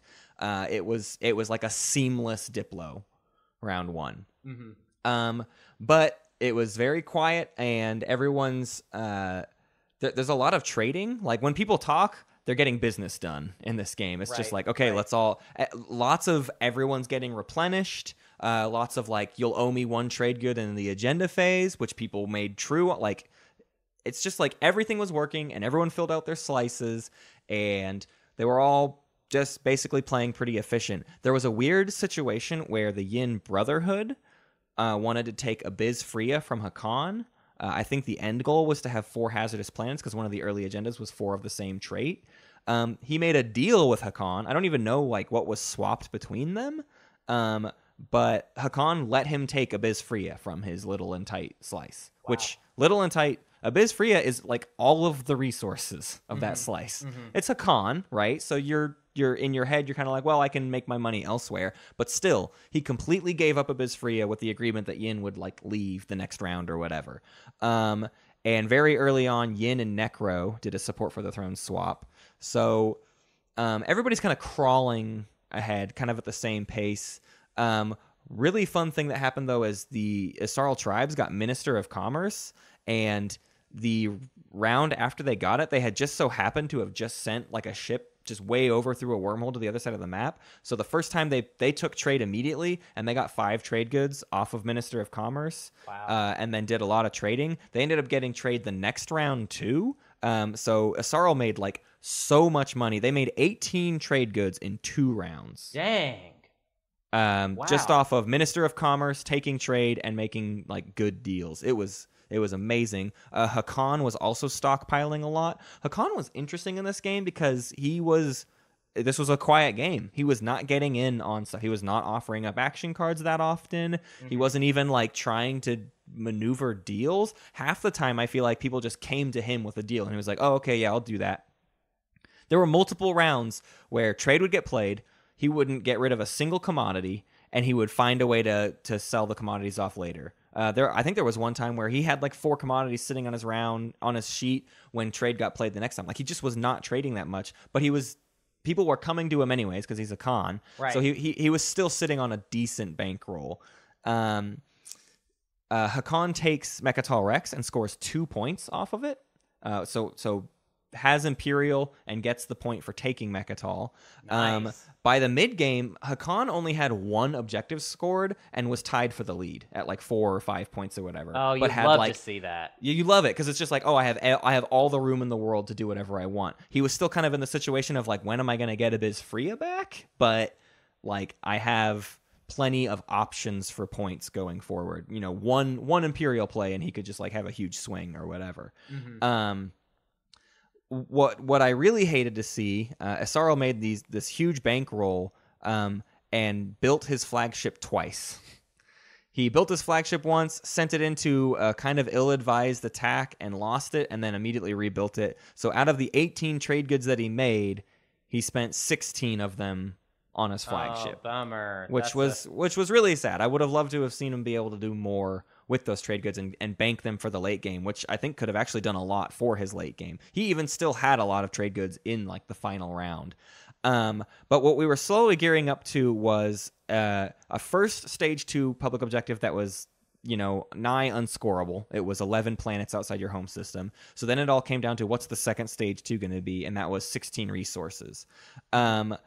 What happened in like round 5 is everybody was convinced that Yin Brotherhood was going to win the game in round 5. And everyone would start pointing their triggers at Yin and talking about Yin so much when Necro had like the clearest path in the world, to me at least, as like the I can see everything viewer. But like Yin didn't have a chance. For 2 or 3 rounds, Yin had almost no ships, and none of the objectives were available to them. And this was a situation where I felt like nobody was looking at what Yin's actual path was, and was just looking at his placement on the scoreboard and being afraid of him. Mm-hmm. But like it felt like nobody was counting out like where do you think he's going to score his points from, versus if you look at Necro and you look at Hakan, there's all the options in the world. You need to start, pointing directions towards them. So Hakan was kind of slowly doing all these backseat deals with Necro to try to stop Yin and kind of making some extra money, but also having to sacrifice fleets in the direction away from points that he could have been scoring. So I was getting really afraid for Hakan's chances, just because like he sent 4 dreadnoughts at Yin for no gain for himself, when Yin also had nothing to lose. Like there was nothing that was going to happen to the Yin. So it was this really awkward late game where Necro was just trying to solidify their position and doing everything he could to get everyone looking at Yin and pointing at Yin, and like he took I think at least 3 of the players into secret conversations. He was constantly going into secret conversations and trying to coordinate attacks onto Yin. And it seemed like he was going to win it just because of how much maneuvering he was getting everyone else to do on his behalf while completely ignoring his board position. That is so similar to game 12. Like, yes. They were all very afraid of Yin winning, whereas the whole time I'm just looking at Magi playing as Necro, just being like, well, all right. Here we go. Let's back it up. There was a really awkward position round 5 where Hakan wanted to blockade Necro's home world space dock, but gave him a support for the throne to do it. And then as soon as he gave him the support for the throne, part of the deal was that Necro would still build ground forces on his planet, but then they realized after doing the trade that he could no longer activate his home world because that would make him lose the point. And there was like a really long discussion about what to do about this support for the throne thing. Basically, Necro wanted to be able to activate it and get his support for the throne back immediately. And this is when the rest of the table finally started being like, you can't. You just need to screw him over. Like, if he activates that system, never give him his support for the throne back, because he'll win if you give him the support for the throne. So Necro made kind of the right call, which is just like, well, I guess I'm just not building ground forces. I'm just going to see what I can do and keep the point and hope for the best next round. Yin got to use political stability on Imperial, which didn't help the board state thinking he had a chance at winning, but really all Yin was doing was blocking anyone else from having access to Imperial. And so in the final round, Hakan gets diplomacy, has incredibly easy access to 16 resources. He had 13 trade goods and had production biomes, so just had to activate production biomes for 4 more trade goods. Could lose like every planet outside. He could lose every single thing, not lose and he had a huge. He did a really smart thing. Actually, I forgot to talk about this. He built a second space dock on his homeworld, but not a third. But just the 2 was enough. He eventually also got to get transit diodes, which was convenient and really great for Hakan. Which it turned me around on, like, you should just try to get transit diodes as Hakan because of your home system problem. But even 2 space docks is enough to always be putting 2 down, and then you know how every once in a while you need to do like an awkward maneuver of like, let me move some ground forces. The normal problem with Hakan is I only have 1 space dock, all my ground forces are 1 planet, and I need to spread them out to the other 2. This way he was able to always be building up on 2 planets and then like one time move some ground forces to that 3rd planet. Right. So his home system, it was the best defended Hakan home system I've ever seen in terms of like ground forces on planets. He didn't have a ton in fleet, but it was like a situation where it's like you wouldn't be able to take any of his planets. There are too many ground forces there. and he's Hakan. That's a really good case for transit diodes. Yeah, it was very, very impressive to see him use it to that effect. Did he ever take construction, or did he just secondary? Like, did he have any PDS? Do you remember? I think he did take a construction early on. Okay. I forget exactly, but I believe he did need to take construction at least once. Let's see. I'm looking real quick. Second round was construction. I see. That makes sense. So I think that space lock went down in his home system round 2. But anyways, so basically Hakan just needs to wait till the end of the round and needs nothing else to happen. Necro had kind of a long shot. Necro ended up taking Warfare instead of like a low initiative, just because of how much maneuvering he kind of needed to pull off. But the game was his if it wasn't going to be Hakan's. The interesting thing, though, and even more proof to how smart this Hakan player was, is Isarl had leadership.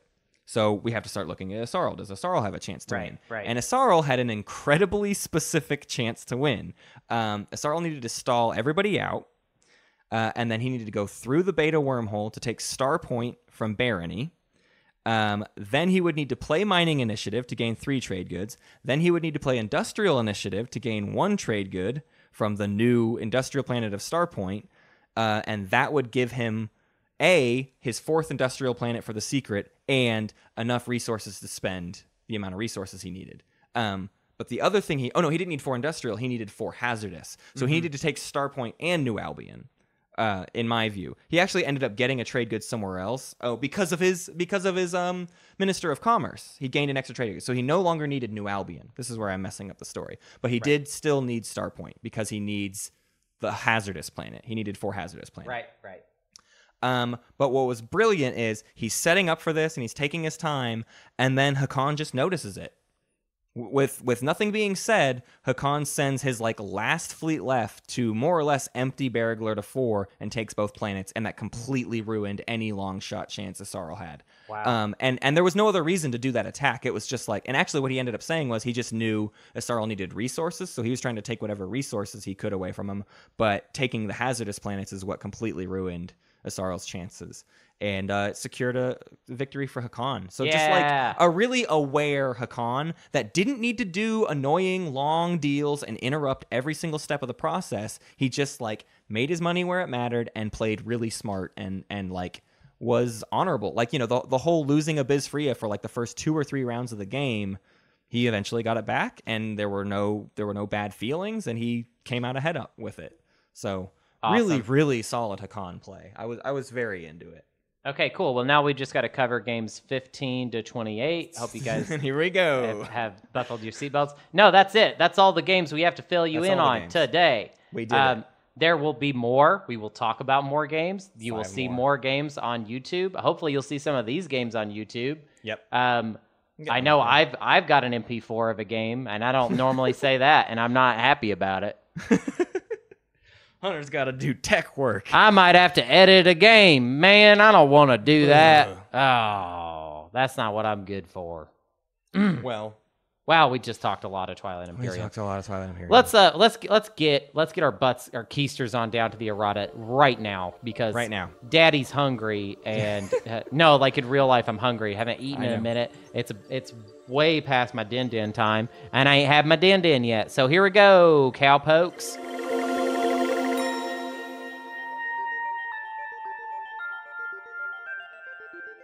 So let's start with here's the errata.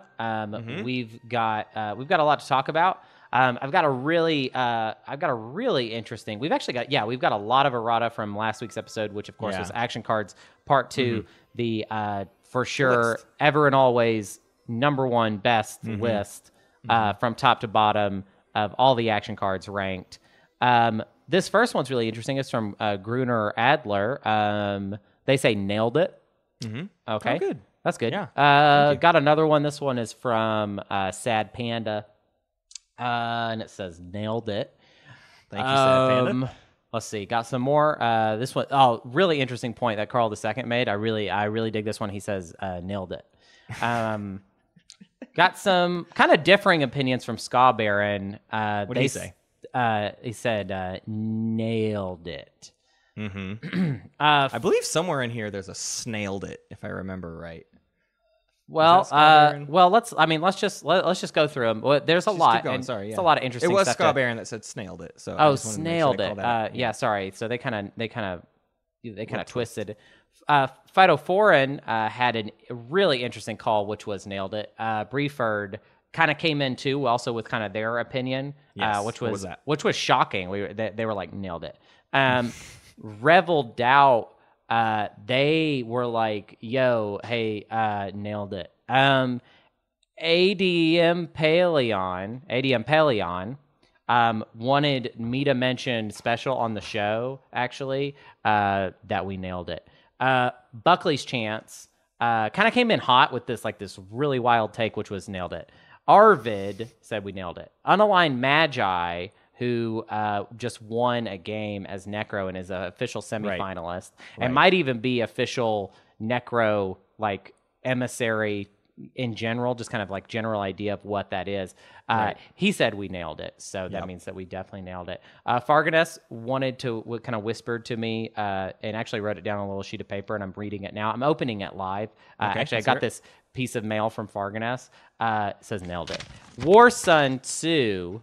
Thank you for that late Foley. War Sun Tzu, who wrote The Art of War Sun, said that we nailed it.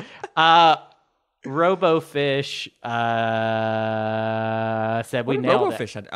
Said we nailed it. Laura wanted to mention that Matt, you nailed it. Laura, thank you. You bleeping nailed it. Your list was objectively and obviously correct. Everyone else here who disagrees is trash at the game and probably hasn't even scored a point before, which is surely everybody scored a point. You know what I mean? It's kind of hard to, it's hard to play without having. If they don't think we nailed it, then they probably didn't. Yeah. So that's it. Good night, everybody. Good night and good luck. Thank you so much for joining us on Space Cats Peace Turtles. Turns out we nailed it. Turns out. Wait. Actually, I just kind of scrolled down, and there's not more. Actually, I'm seeing a lot of other comments. So, it just feels like it's late in the day, and the episode's already been kind of. It was a 3-hour episode already. Yeah.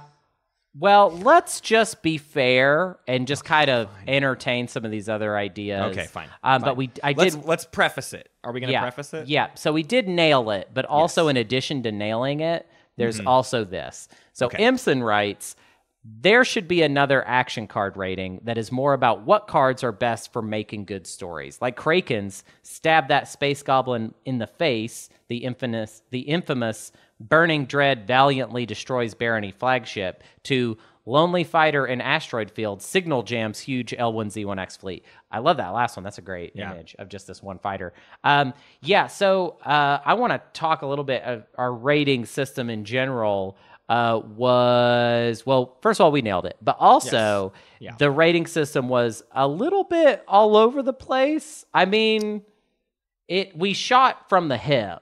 Yeah, I have a theory on why it was all over the place, and I think it's partially because we were making it up as we went. Yeah, interesting. Was that a fair? No, we built it before based off. We did build it before. We did crunch but we crunched the numbers. We crunched every number that there is to crunch. And we did hire that think tank, but beyond that, it was all just original ideas.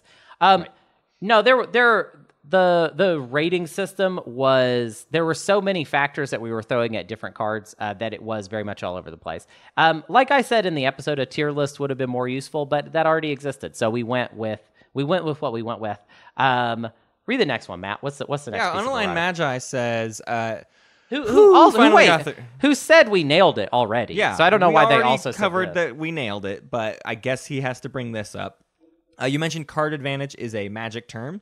Limited Resources is a Magic podcast that rates Magic cards. Each time the set comes out, they use the ratings of general versus situational, which I think is really good. For example, Veto is generally good, and it's situationally amazing, whereas Lucky Shot is generally terrible and situationally good, in Magi's opinion. You guys talk on the edge of that, but I found that rating system really useful. And I think we did... Without defining it as such, that is certainly where our heads went. And I think we prioritized the situationally amazing right? Yes. We are much more. We rank higher when something is situationally going to win you the game, or those are the kind of things we constantly described as something we were very, very into. Is generally we found situationally amazing to be better than generally good. Right.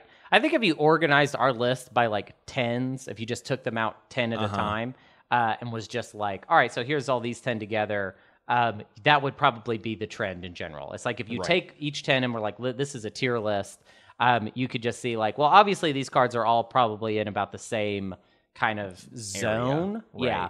But the ones that we're going to give the top of each tier would always be based on, does it frequently get used in a specific situation that would decide whether you win or lose the whole game, basically. We're very into that. Yeah. But yeah, I think that would have been, it would have been awesome if we had like super organized it and had like general versus situational be like the number one thing. But I don't know, we didn't. But we also nailed it. We also did all the math. So. Zendog writes, for the new players, I would mention that Ghost Ship can be placed in the Delta wormhole next to the Creus home system. Maneuvering jets is good for landing troops as well. That's true. We did not mention that. We didn't mention that, and that's a way. There were people who were like upset with how high maneuvering jets was for us, and we didn't give this as the argument, but this is part of why maneuvering jets is better. Is that it's the PDS when you need to invade through a PDS, it is a big deal, and maneuvering jets is a huge factor. Yeah, it's a bummer that we didn't bring that up because I do feel like that is probably the strongest case for it. But direct hit plus PDS does not equal turn their fleets to dust. Also, direct hit is the bane of Muat. I'm not sure exactly what he means by that. Like, it's not an automatic thing, but if I had PDS and a direct hit, it would definitely be helpful in getting turn their fleets to dust. Right, but you cannot use direct hit as the final hit. Oh. I didn't know that. I'm learning that right now. There's actually a really annoying, disgusting, gross ruling about like how far this whole thing goes, and I don't even know if I want to get into it. I'll get into it a little bit.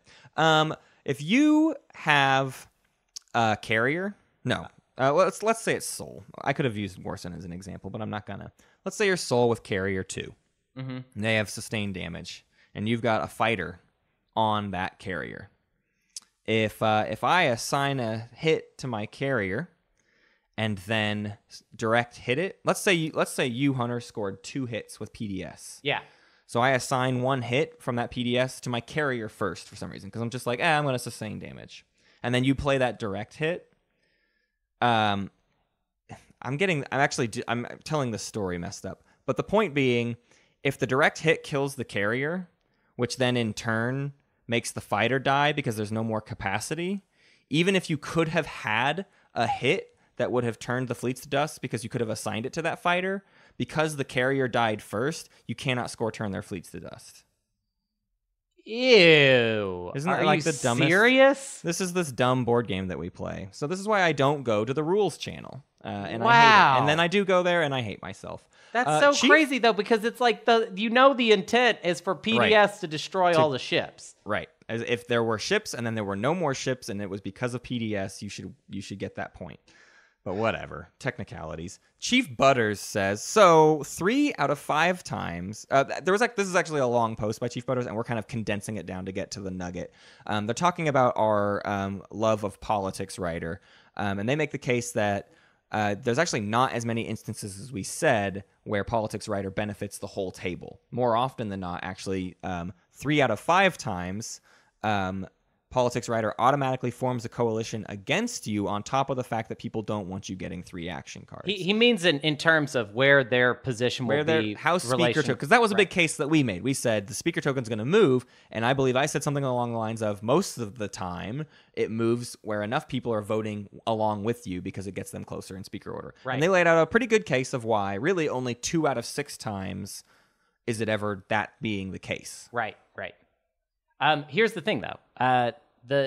Well, for me personally, I didn't even really think of it that way because oftentimes when I see politics writer getting used, the point is to get speaker token away from someone. That's basically all that it is about. And in that way, it almost always forms a coalition, even if It means that some players are going to have a worse position speaker order-wise. Right. A lot of winning the game has to do with who has the speaker token when we're going into the final round. Right. Meaning that politics writer will basically always, every single game, have a window of opportunity to be used. Or if you are perhaps that person that already has a speaker token, like good thing that can't be used against you. If I can pretty reliably be like, well, I got politics writer, which means that at some point somebody's going to have the speaker token and they're going to be dangerous. So I will be able to play it and make the case that I should be the new speaker so as to save the table. And that way, that's what I felt when it came to coalition. And then, so you take that point and then that augments the 2 out of 6. So there's already, so what we're saying is that there are people that are probably going to want somebody else to get the speaker token out of the normal order of things based on just actually not losing the game to somebody. And then also based on them getting a better speaker position. And 2 people will get a better speaker position. 1 person will get a worse speaker position, but somebody that is going to definitely win won't win the game. Yeah. Also, people accomplish writers all the time that don't get anybody else anything. So, I mean, like, if politics writer has a really good chance that there's like pretty normally going to be somebody else that might want you to get it, that is a much that's much more of a boon than any of the other writers that essentially just give one player one thing. You know what I think is what this reveals is part of an issue with some of our tier list, which is some of our cards are ranked high because we expect you to play them very optimally. Yes. It would be like if we are judging Mining Initiative off of the idea that Mining Initiative is probably going to get you 3 trade goods because you're going to play it on something like Barrig or Starpoint. Right. We're not really judging Mining Initiative off of it's going to get you 1 trade good because that is a bad, stupid way to play Mining Initiative. You would not do that. Right. So we're judging the cards off of a little bit more their upper capacity. So yeah, there's a lot of instances where politics writer is like not going to probably work. Well, we're not going to play it then.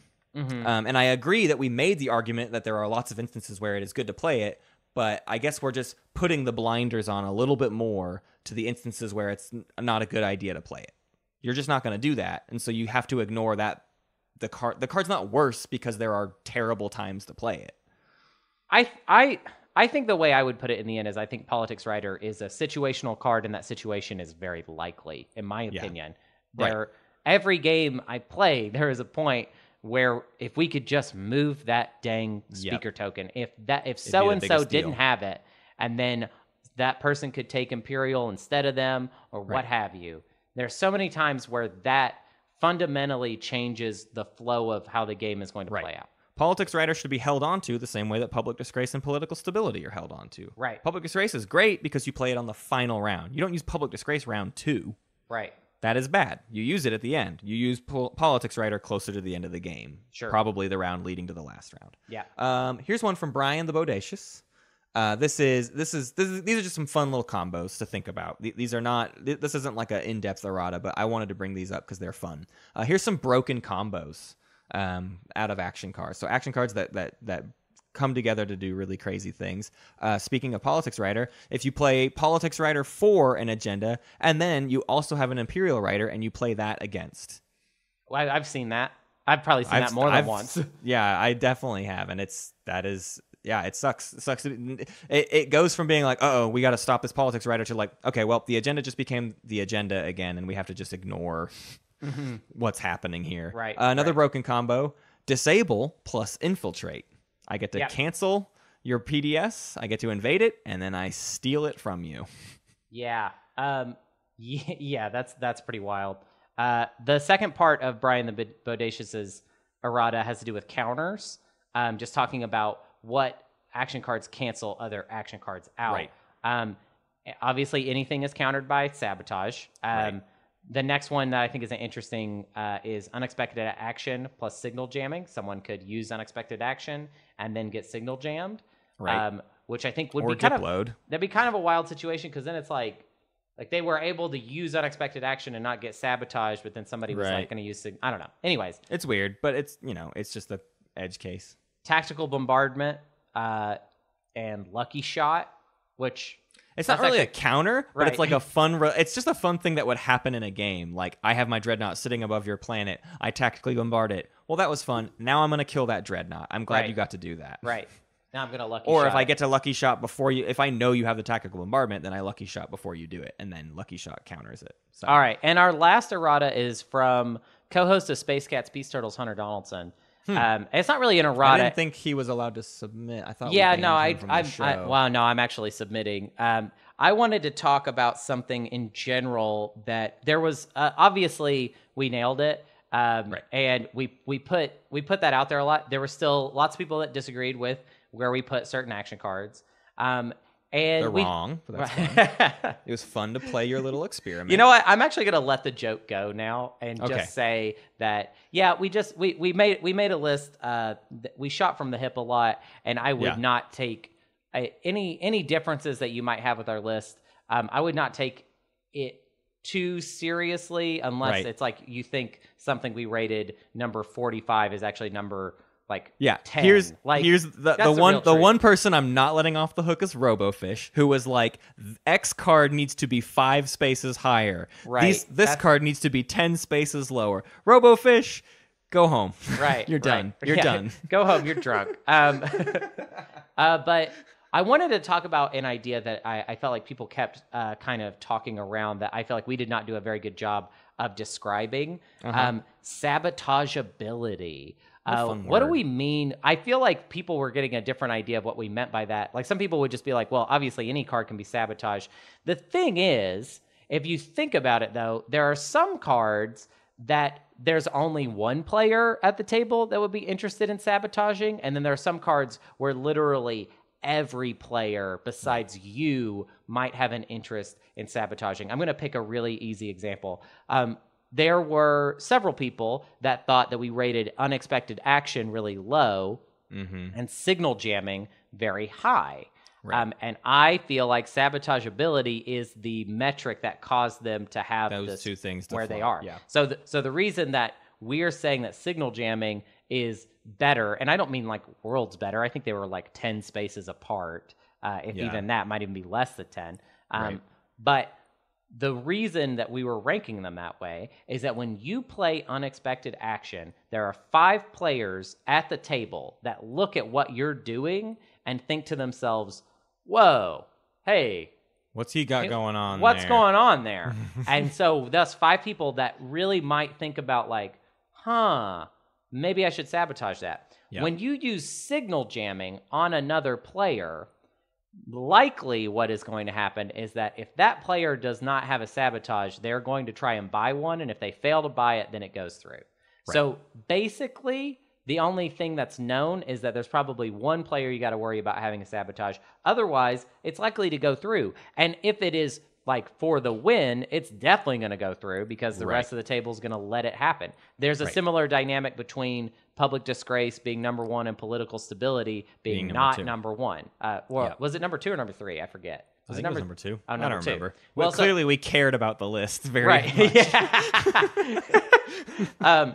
Regardless, the point of one being better than the other is that when you public disgrace someone, you do it for the table. You know what I mean? Right. You do it for the table, and that means everybody's in favor of it. Right. It's something that most of the players are not going to sabotage because they're probably in favor of you doing it. When you play political stability, you play it for yourself, which means that if it's important, like there's everybody's if going to anyone has a sabotage. It's like what we were just talking about in game 12 with Unaligned Magi. Every player had an interest in getting public disgrace and using it on him, and they found a way to do it. If everyone, they didn't even have it when they made the plan. You know what I mean? They were like, we should try and do that. Oh, nobody has it. But if the whole table is united in wanting a sabotage or wanting a specific card, the likelihood that that's going to happen is huge. So I think a lot of times when people disagreed with our specific rankings, I always felt like that was maybe the piece that was missing from our argument. Because what people defined it for, and this is probably because we led them astray, is it is not how badly do you want to sabotage a card. That is not sabotageability. We probably phrased it wrong. There are probably a few cards we defined as sabotageable because you want to sabotage it very badly. Yeah. But that's not what the essence of sabotageability should be. It's not just we all want to sabotage public disgrace really badly. It's that everyone at the table is going to seek to sabotage public or political stability. Yeah. So it makes political stability a worse card. Yes.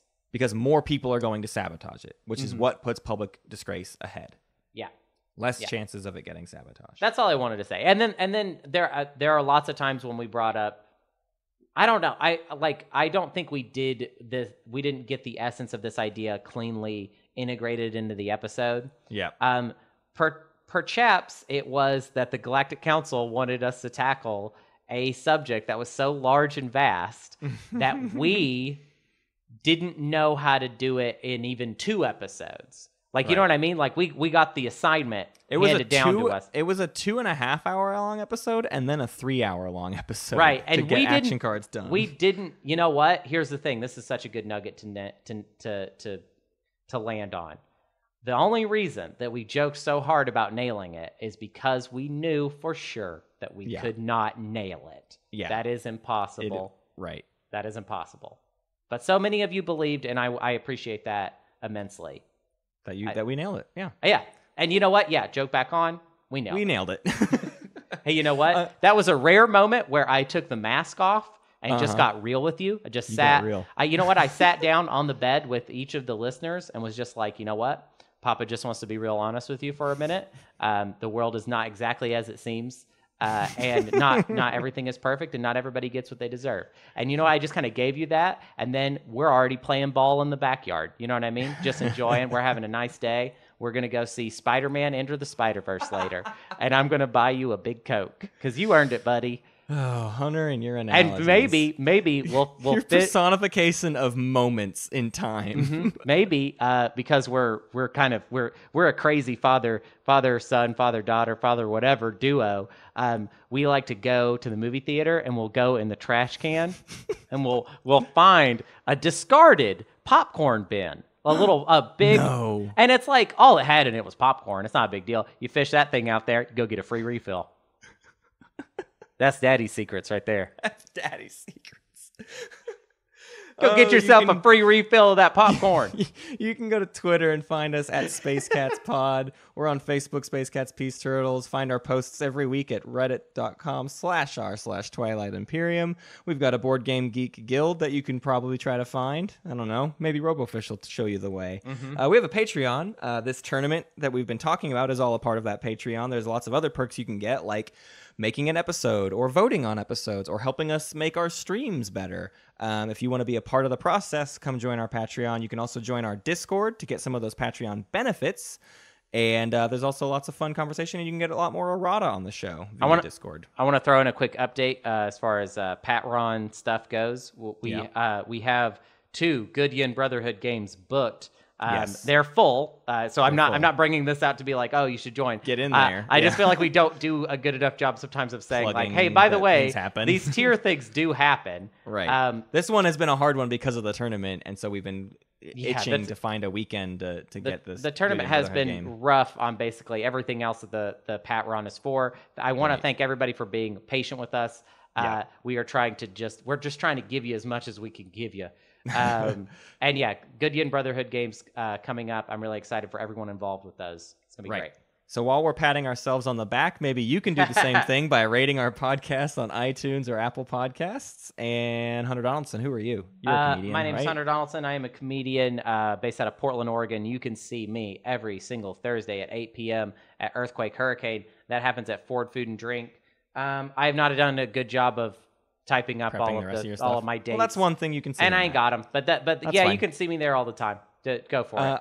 I want to thank some Space Kitties. I want to thank Box, Jim Bob, Mac the Cartographer of Chaos, Frederick Durston, Patience is a Virtue, and Nathan Swenson. Patience is a Virtue signed up to be a Space Kitty in the middle of us recording this episode. So I added that into the show notes while we were recording. And that was to secure a spot in the tournament, of which we have openings this coming weekend. Oh, wow. So that's fun. Thanks, Patience. All right, play of the week time. Here we go. Are you ready? I wanted to give this one a title, and I'm calling it A Teachable Moment. That's kind of weird. Yeah, that's weird. Well, that's not how you're supposed to use that phrase. Yeah, I'm gonna do it. Okay, A teachable Go moment ahead. by Chris. I'm in a 6-player. Go ahead, you Portland boy. I am in a 6-player, 14-point game playing as the Yin. It's the final round, and 5 of us are within range of 14 points. Myself and my neighbor Xcha are sitting at 13 points. Nobody was expecting the round to even make it to the status phase before somebody won. My only shot is scoring an action phase secret objective that I've been holding on to for almost the entire game. Spark a rebellion when a combat against a player who has the most victory points. The easiest available spot for me to do that meant going into Xcha's system with a fleet that would have to survive 7 PDS shots up front and battle a dreadnought, a cruiser, and a fighter. I activate Xcha, and they don't use nullification field. I send in 2 dreadnoughts, 1 fighter, 1 cruiser, and 1 destroyer. Xcha rolls 6 PDS hits. I play 1 maneuvering jets to cancel 1 hit, but I lose the fighter, the cruiser, the destroyer, and I have to sustain both dreadnoughts. Using devotion is now off the table. I'm losing hope. After some back and forth rolls and me playing 2, they say sustained damages, they mean shields holdings to survive, it's down to both our single sustained damage dreadnoughts. We each roll. He misses. I hit. I've done it. I reveal the secret objective to claim victory. However, a few players expressed that I didn't win because both of us had 13 points. Therefore, neither of us had the most points. In all of our games, this had never come up. I protest. I need to see a rule or something in writing. After some web searches, we finally find it. Rule 87.5, if an ability refers to the player with the most or fewest victory points and more than one player is tied in that respect, the effect applies to all of the tied players. The Yin win. The Yin win. Congratulations on your victory. Congrats. Awesome. Surviving everything, including the bad rulings of multiple other players. Ooh, very good. It was fun the way you said cruiser. How did I say it? I don't know what you did, honestly. I wish if you I could was just stumbling over a lot of those words. Cruiser. Yeah. Boy, howdy. Professional podcast. Bum, bum, bum, bum, bum, bum, bum, bum, bum. Nailed it. Nailed it. Well, we won't do that anymore. That's done. That joke. The bit is over. Yeah, actually, we nailed the bit. I mean, we really nailed. Oh my god, didn't we nail it when it came to that bit about how we talked about how much we nailed it? But we weren't really, because I mean, how could you nail it? We definitely didn't. Nail it. Well, we nailed the bit. Half the internet's telling us all week that we didn't nail it. Half the internet, Hunter. Half the internet, as far as I'm concerned. Okay.